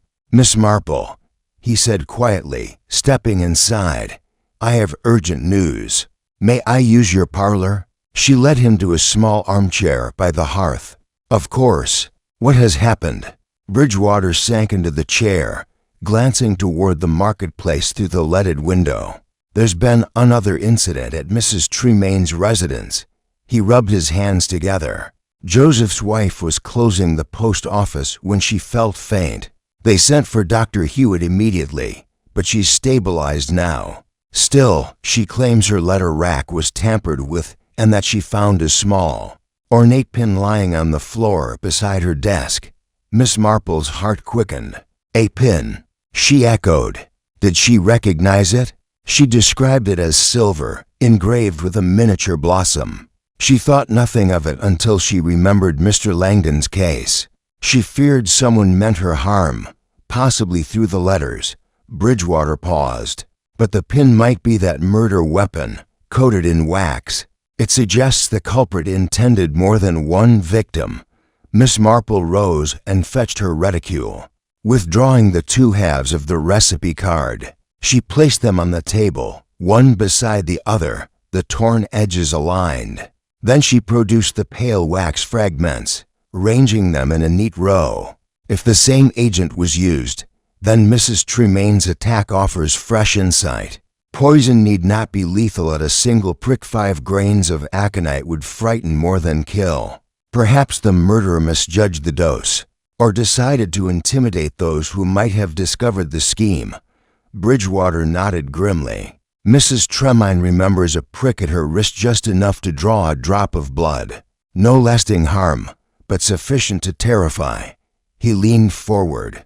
She recognized the pattern on the pin as similar to that on Mrs. Bantry's wax seals. She kept the pin, hoping to identify it later. Miss Marple picked up the pin, holding it to the light. The head, roughly the size of a small button, bore a stylized rose blossom. Its stem was long and slender, tapering to a sharp point. She set it beside the wax. Yes, the same floral motif. Someone must have acquired a pin specifically for this purpose, then sealed its head to conceal the steel. We must assume more than one intended target, and likely to be random. Bridgewater sighed. Which leaves us with several possibilities. Someone threatened by Mr. Tremaine's letters, someone hurt by Mrs. Tremaine's intervention, or someone who mistook her for Dolly Bantry or another villager. Miss Marple placed the pin back in her reticule. We must revisit the motive of each suspect. But first, we must ensure Mrs. Tremaine's safety. I suggest you keep her indoors and inspect every letter she receives. She tucked the pin away and met Bridgewater's gaze. Thank you for informing me. I shall join you at the post office shortly. As the constable departed to secure the premises, Miss Marple donned her shawl and bonnet and stepped into the cool drizzle. The walk to the post office was short, but the damp air carried dread.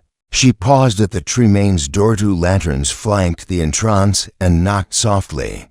Joseph Tremaine opened it, relief flickering across his face when he saw her. Mrs. Tremaine is resting, he said. She's weaker than I thought. Please, come in. He led her to a small sitting room warmed by a single lamp. Mrs. Tremaine sat on a fainting couch, her wrist bandaged and cheeks pale. She offered Miss Marple a frail smile. Thank you for coming, Jane, she whispered. I never imagined such malice in our village. Miss Marple seated herself beside her. You did well to let them treat your wound promptly. Tell me, did you notice any other oddities before you felt the prick? Mrs. Tremaine closed her eyes. Only the letters. I was sorting them, as usual, when I felt the sting on my arm. I looked down and saw the pin.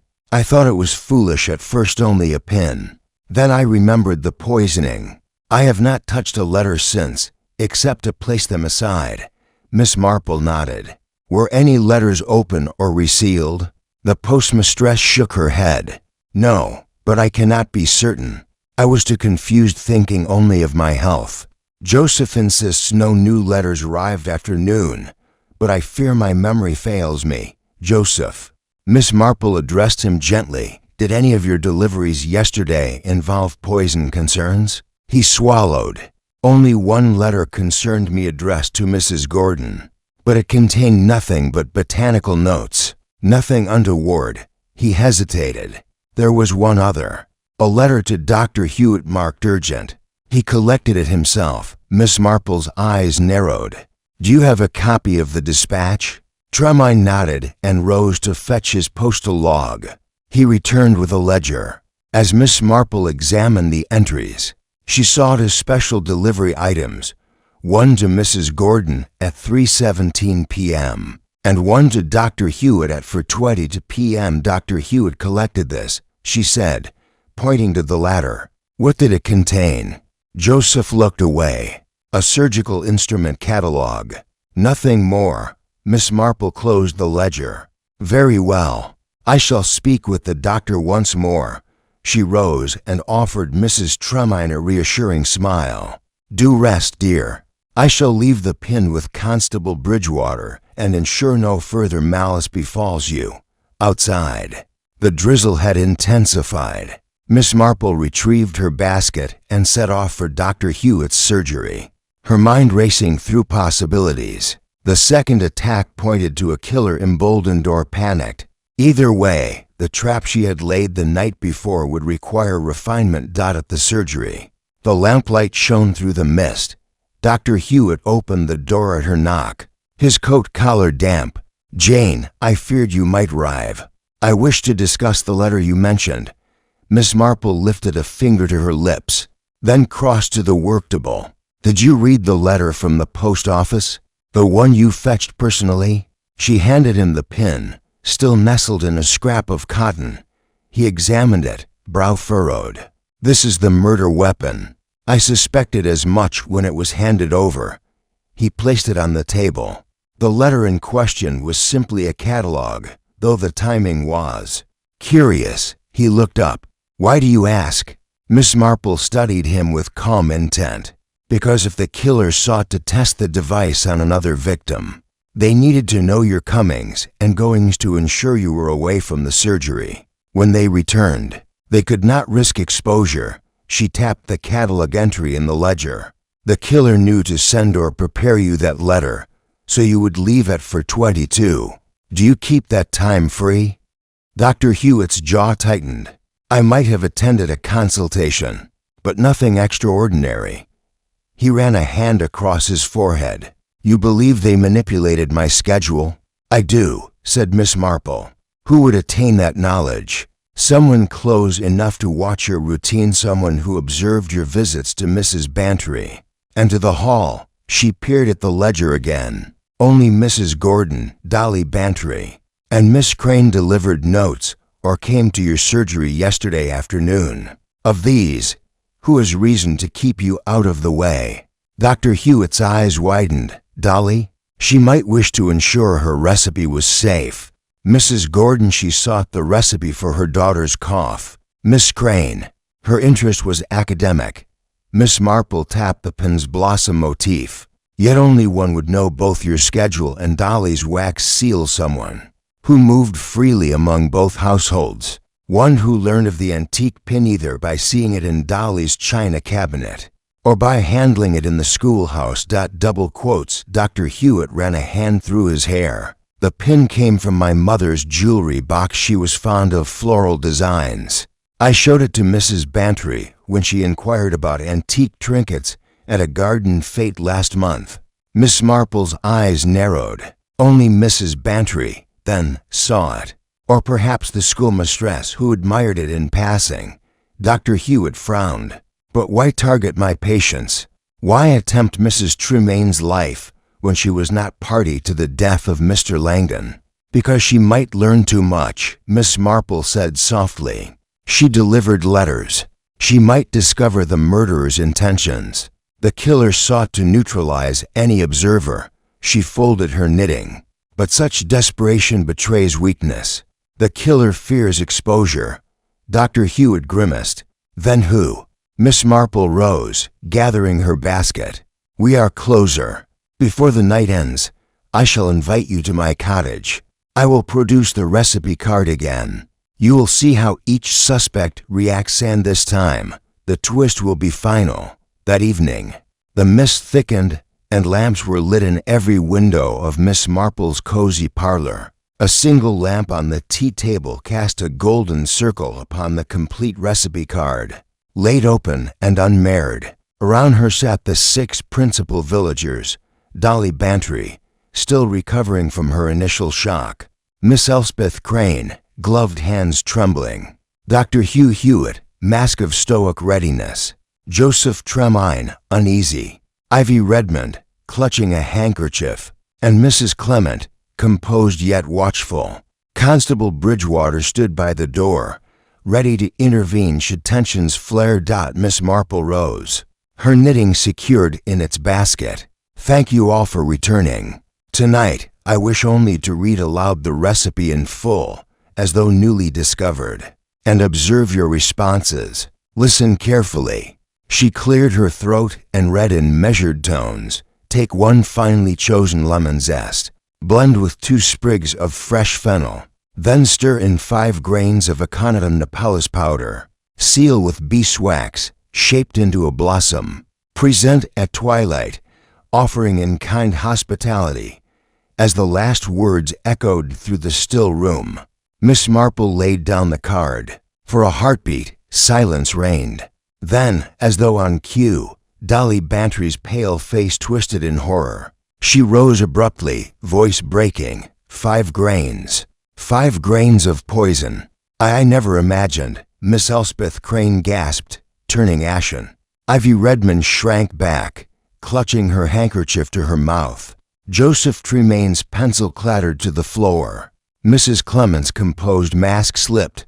Her hands trembled as she reached for her crucifix. Only Dr. Hewitt remained calm, though his eyes glinted with recognition. He inclined his head to Miss Marple. Miss Marple spoke softly.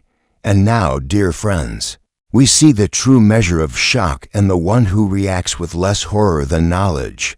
Gasps of outrage filled the room as villagers turned toward Dr. Hewitt. You knew. Mrs. Gordon accused from the corner. You read the full card. He stepped forward, voice steady yet fierce. Yes, I read it, but only to protect Dolly. I did not aid in the poisoning. He turned to Bridgewater. I visited her kitchen after the failure to warn her of the card's true nature. I borrowed the pin to examine it for rust, then returned it to her cabinet. Miss Marple nodded. Dr. Hewitt's knowledge comes from medicine, not malice, but the calm with which he received those words reveals his predilection for poison's deadly artistry. She turned to Mrs. Clement. You, Madam, recognized the aniseed, yet recoiled in pious horror. Mrs. Clement quietly pressed lips together. I would never harm another. Miss Marple's gaze fell on Miss Crane. And you, Miss Crane, you studied medical journals, yes, but your concentration wanders when faced with real consequences. The schoolmistress brushed away a tear. I am no murderer. Miss Marple finally looked to Joseph Tremaine and Ivy Redmond. Each had flinched a natural reaction to poison, but their reactions lacked the clinical interest of a practitioner. Only one held steady, Dolly Bantry herself.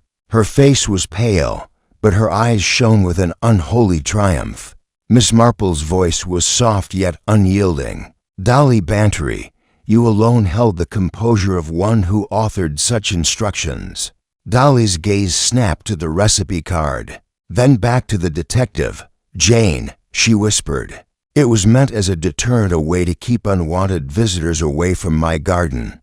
I never intended to use it. She pointed a trembling finger. I created the recipe in youthful foolishness, long before Herbert's death.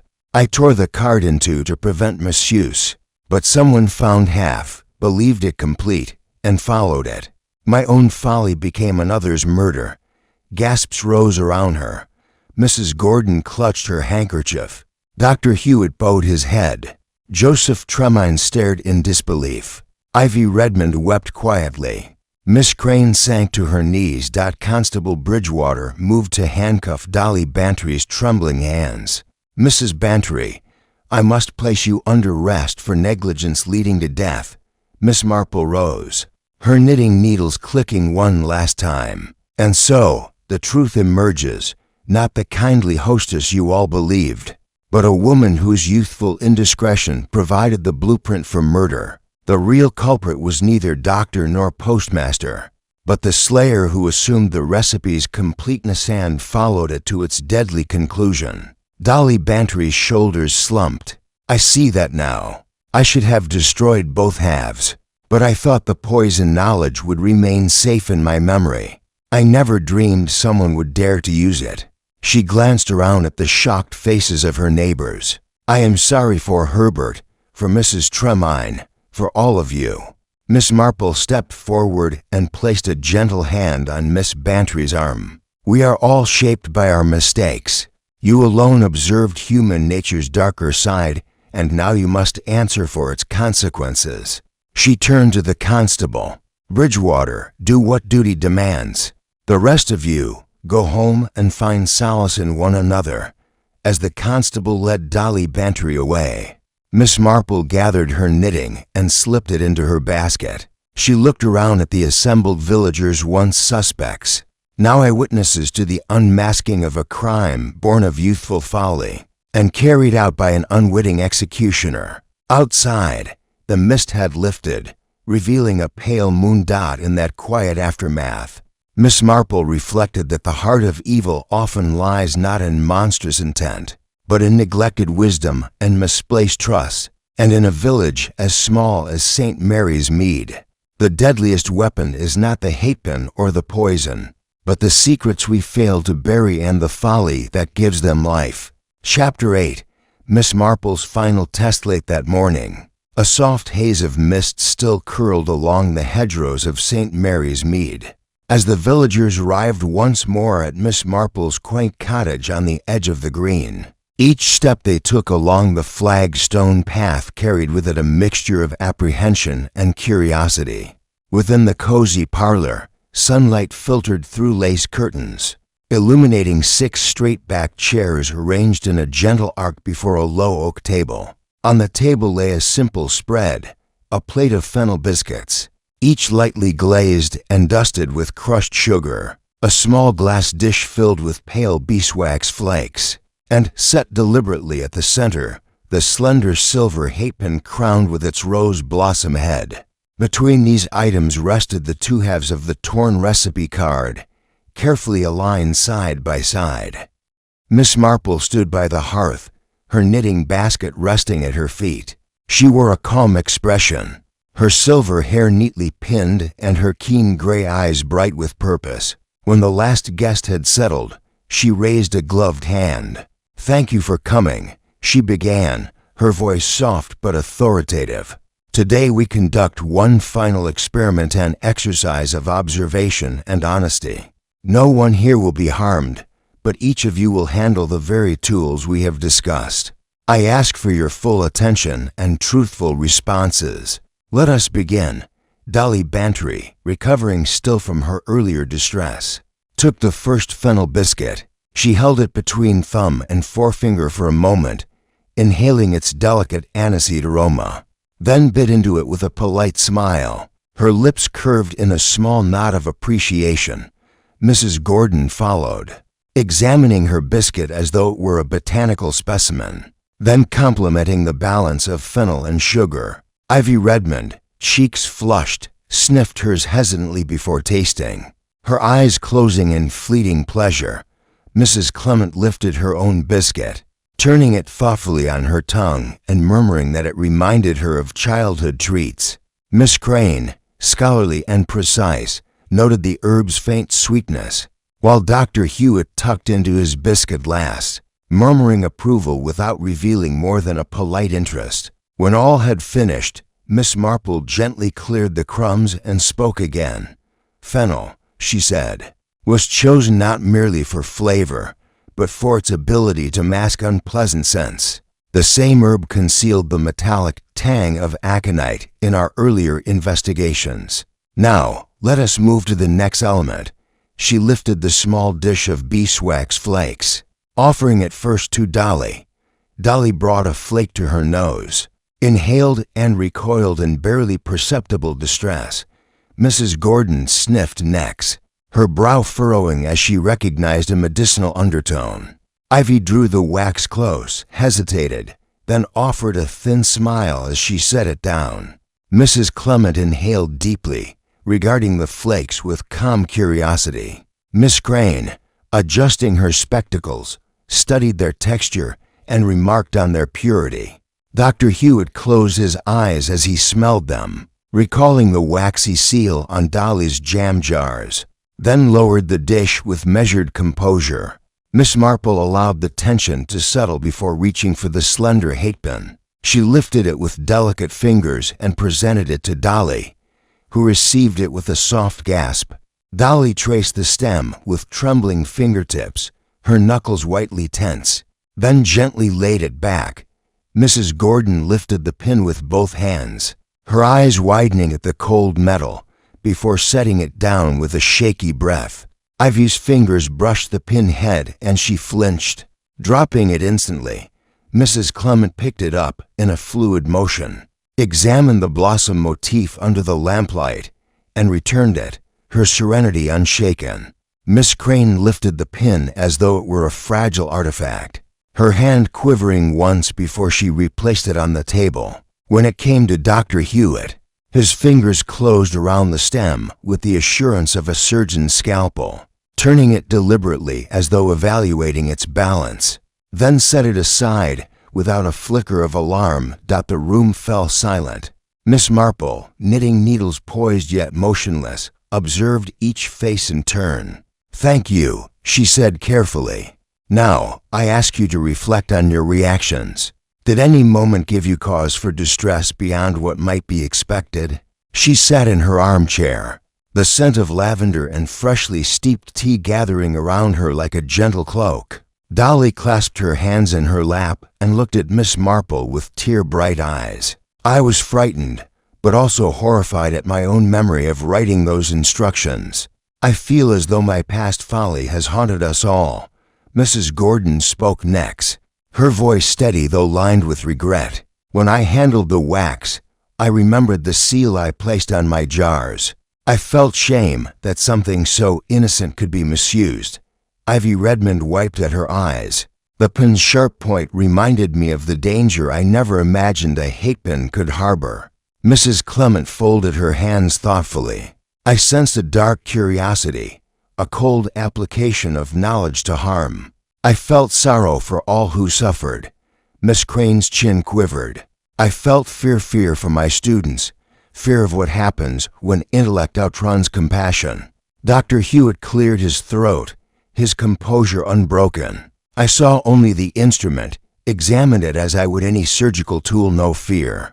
His quiet admission hung heavy in the air. Miss Marple rose, her knitting basket cradled in her arms, and approached the table. "Thank you. These reactions, natural responses to objects steeped in malice, reveal much.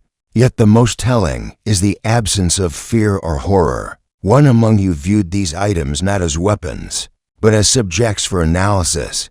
She turned to Dr. Hewitt. "Doctor, you admitted knowledge of the recipe's contents.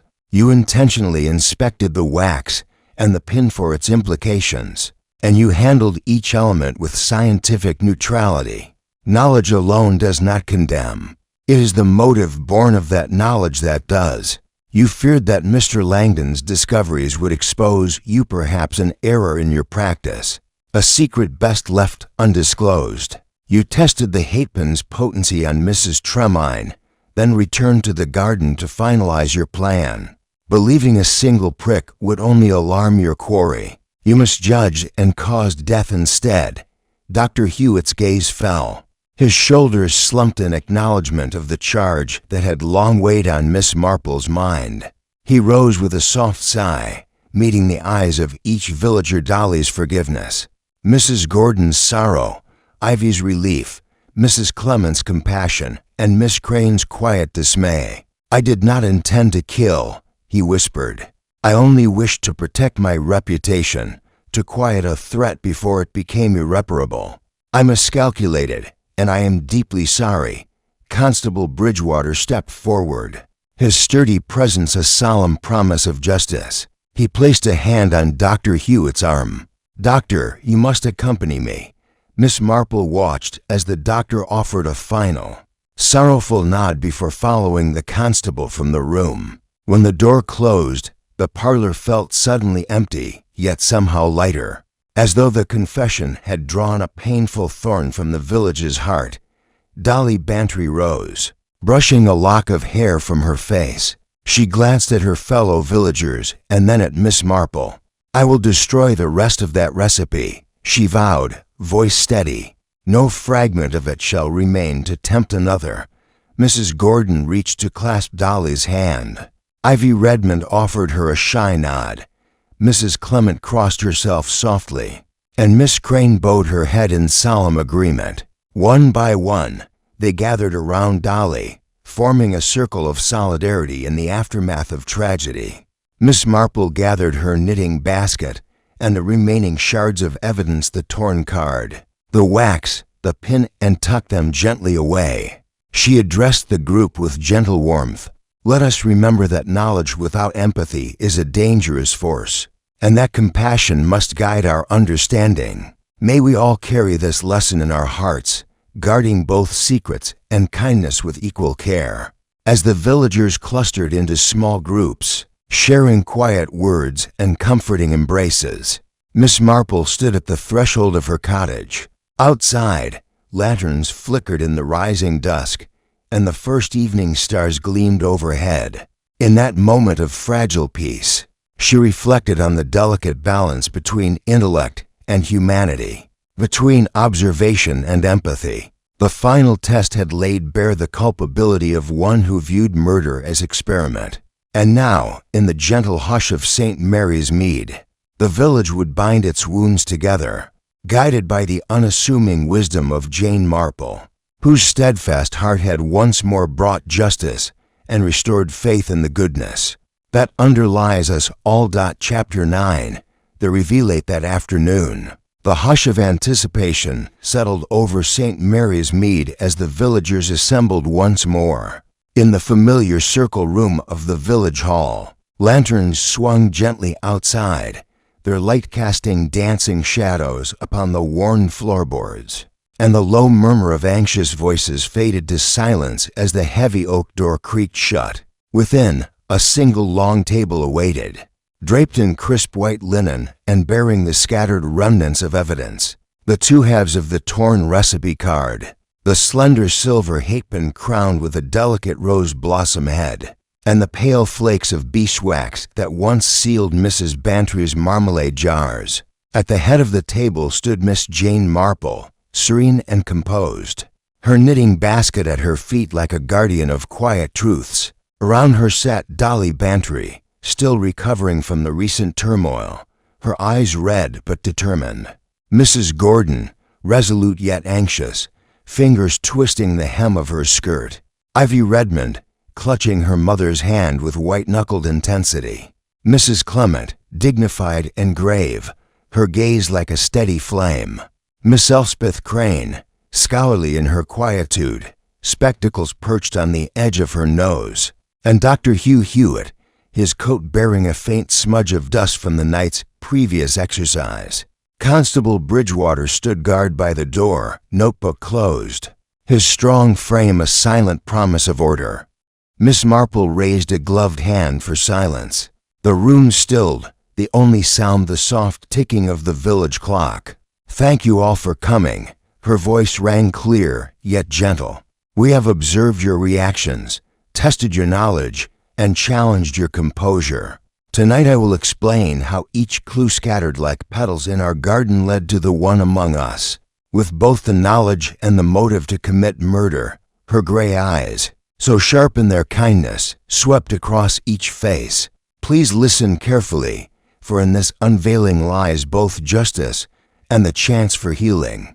She stepped forward and placed the two jagged halves of the recipe card upon the table, aligning them until their torn edges met almost seamlessly.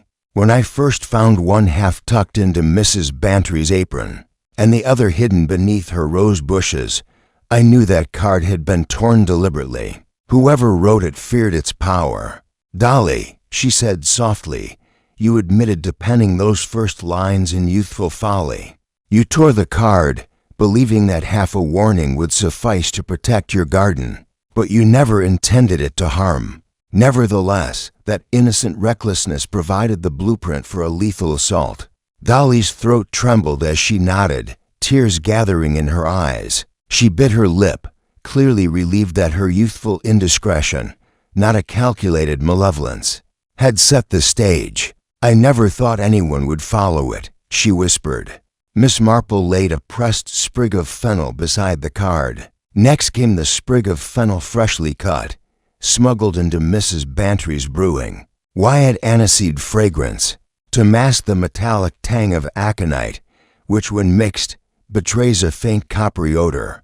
The murderer chose our rose arbor quiet, concealed to combine the poison. Test the watering can's rinse, and dispose of the weapon among the blooms. Only one person here possessed such knowledge of herbal temperaments.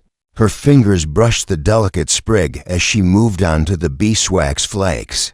These wax impressions bear Mrs. Bantry's contest motif. Who resealed her jam jars after hours?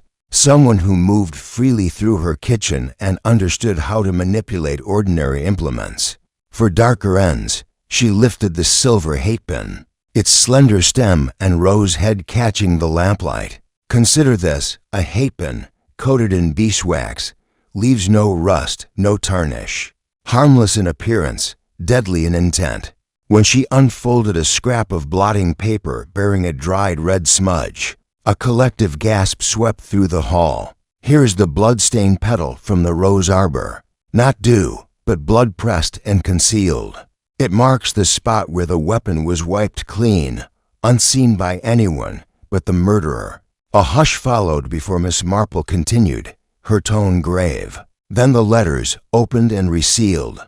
3 victims of tampering, Mrs. Gordon, Mrs. Bantry, and Dr. Hewitt. The first 2 diversions.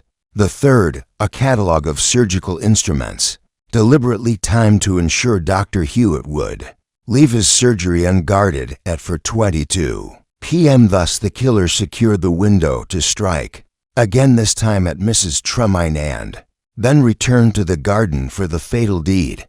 Mrs. Gordon's face paled. Ivy's grip on her mother tightened. Miss Marple allowed a moment for the weight of that revelation to sink in. Before she spoke of the coughing fit, "Ivy Redmond, you observed Mr. Langdon feign a slight cough. That moment of vexation, disguised as an infirmity, drew him to the gatepost, vulnerable to the killer's approach. The blacksmith's recollection of a struggle was but panic at finding him fallen. Mrs. Clement, whose quiet confession earlier had noted aniseed on her breeze when offering last rites, inclined her head as if acknowledging her crucial role. Miss Marple smiled gently. "Madam, your keen observation of the scent has shown how subtle details may reveal the unseen hand of malice." Turning, Miss Marple picked up her knitting needles and clicked them once, like the marking of time itself. Finally, the test of composure. Each of you tasted the biscuits, smelled the wax, and handled the pin. True horror manifests in shock, in recoil, but one among us held that pin with clinical neutrality, examining it as though a mere surgical probe rather than a weapon of death. Her gaze settled on Dr. Hewitt, who sat motionless, the lines around his eyes tight.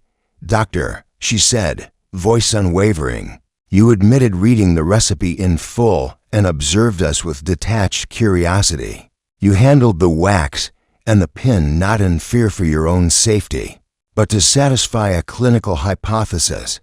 Dr. Hewitt's gaze dropped to his lap. His hands remained folded, his expression unreadable. Miss Marple leaned forward, her knitting basket cradled in her arms. "Knowledge alone does not kill.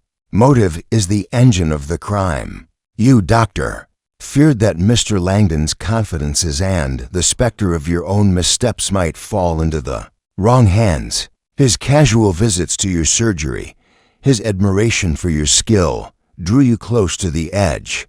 You did not wish to scare him, but to silence him permanently." She paused as a single tear traced Mrs. Gordon's cheek. "You believed a single prick would suffice, that a test on Mrs. Tremaine would satisfy your calculations. Alas, you misjudged. Mr. Langdon's heart gave way unexpectedly, and for that, tragedy ensued." Dr. Hewitt rose, his coat rustling like a heavy sigh. He met each pair of eyes in turn, Dolly's forgiving gaze, Mrs. Gordon's anguished sorrow, Ivy's stunned disbelief, Miss Crane's betrayed trust, and Mrs. Clement's sorrowful benediction. Clearing his throat, he spoke in a hoarse whisper. "I never meant to kill. I intended only to warn Mr. Langdon, make him withdraw from questions. That could have ruined reputations. I tested the dose on Mrs. Tremaine and saw her recover. I believed the measure harmless until it was too late. I am profoundly sorry." Constable Bridgewater stepped forward, placing a firm hand on Dr. Hewitt's shoulder. "Hugh, you must come with me." He opened his notebook, ready to record the formal confession. The doctor nodded, shoulders sagging under remorse. Miss Marple rose, her shawl draping around her like a mantle of mercy. She addressed the assembly. "Murder may be premeditated in the mind, but its consequences ripple outward to all. Compassion must temper knowledge, for the greatest crimes often spring from fear, not hate." Dolly Bantry stood and placed a trembling hand on Dr. Hewitt's arm. "I forgive you, dear Hugh, and I will destroy the rest of that card, so no one else may heed its deadly counsel." One by one, Mrs. Gordon, Ivy, Miss Crane, and Mrs. Clement stepped forward, offering solace in tears and gentle words. Though the heart of the village had been wounded, its bonds of kindness proved stronger still. As Dr. Hewitt was led away, Miss Marple gathered the torn halves of the recipe card, the wax flakes, and the hatpin, folding them carefully into her knitting basket, tucking away not merely evidence, but the pain and hope entwined in each. Outside, lanterns glowed soft in the mist-cooled evening. Small clusters of villagers lingered, sharing silent prayers and gentle comforts. Where once fear had reigned, now resolve and unity took root.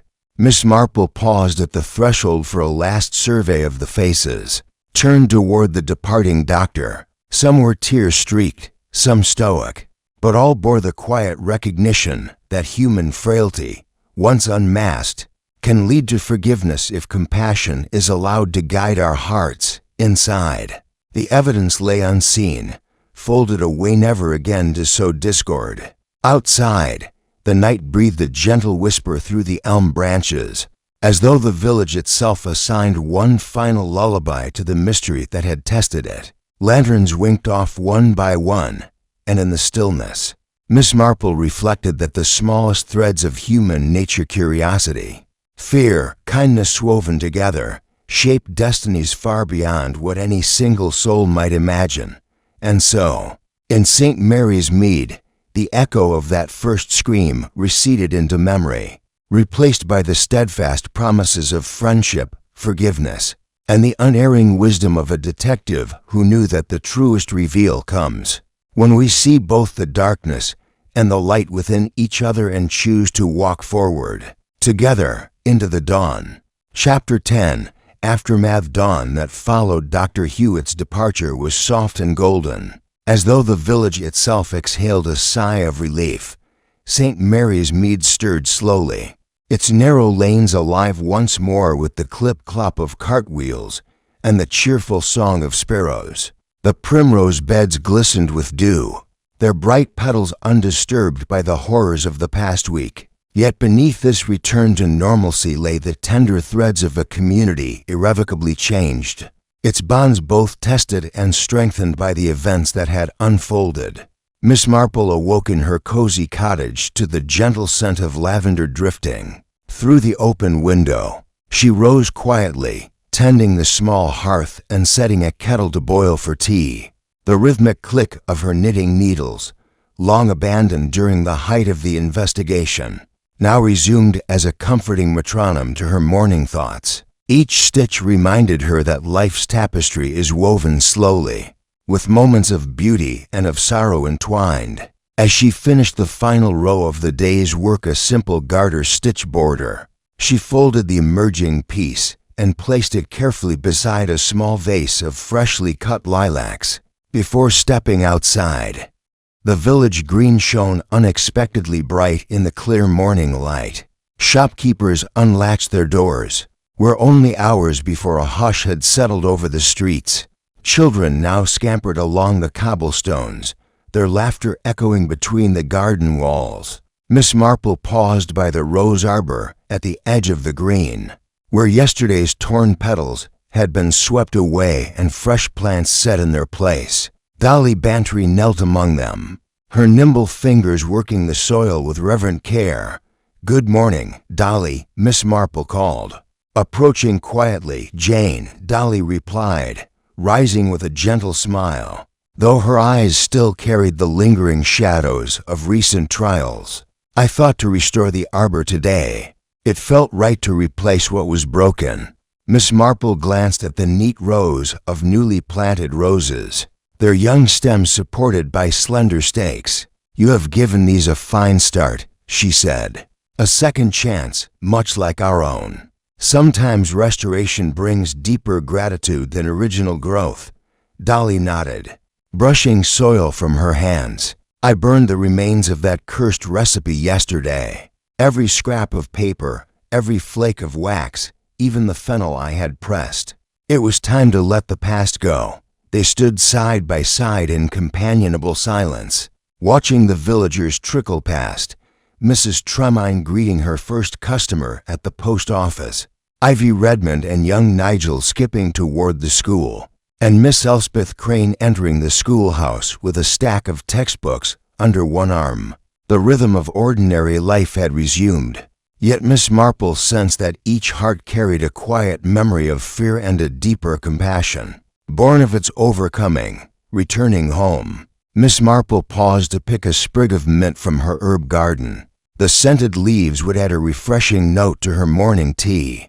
Inside, she placed them in a teapot alongside the steaming water. She poured a cup for herself and another for her next visitor, whom she expected before noon. By midday, Mrs. Clement arrived, her presence calm as the vicarage dawn. In her hands she carried a small tin of honey Dolly's peppermint marmalade honey, a gift from the garden fate held in happier times. The vicar's wife offered it with a warm smile. "Our prayers last eve were answered, Jane. The village has found its peace again." Miss Marple poured the tea and set honey on the table. "Peace is not a permanent state, dear friend, but a moment we claim through kindness and understanding." She stirred her cup thoughtfully. "I will keep reminders of this day, should I ever forget." As they sipped, Mrs. Clement recounted the morning's sermon at the little church by the elm. She spoke of forgiveness and vigilance, urging the congregation to cherish one another and remain watchful for the small signs of trouble. Miss Marple nodded, recalling how human nature could both conceal and reveal its darkest secrets in the subtlest of gestures. The next hours passed in gentle conversation. Ivy Redmond called to deliver a batch of freshly wear-upon scarves for the children, and Mrs. Gordon arrived to announce the resumption of classes. Each brought news of encouraging recovery. Mrs. Tremaine had reopened the post office, with Joseph by her side, greeting letters once more with steady hands. Nigel's cough had disappeared entirely. The blacksmith shop hummed again, and even Mr. Pritchard offered free shoe shining for passing visitors. Late in the afternoon, Miss Elspeth Crane knocked on the door. In her arms she carried a worn leather case filled with botanical sketches. "Jane," she said, "I thought you might care to see my new lesson plans illustrations of common village plants and their properties, both helpful and harmful." Miss Marple welcomed her in. They spread the sketches across the table, marigolds and mint, foxgloves and thistles. The delicate belle of monkshood sketched with precise care, yet accompanied by a cautionary note. The schoolmistress's voice trembled when she spoke of aconite, of lessons learned too late. Miss Marple placed a reassuring hand on her shoulder.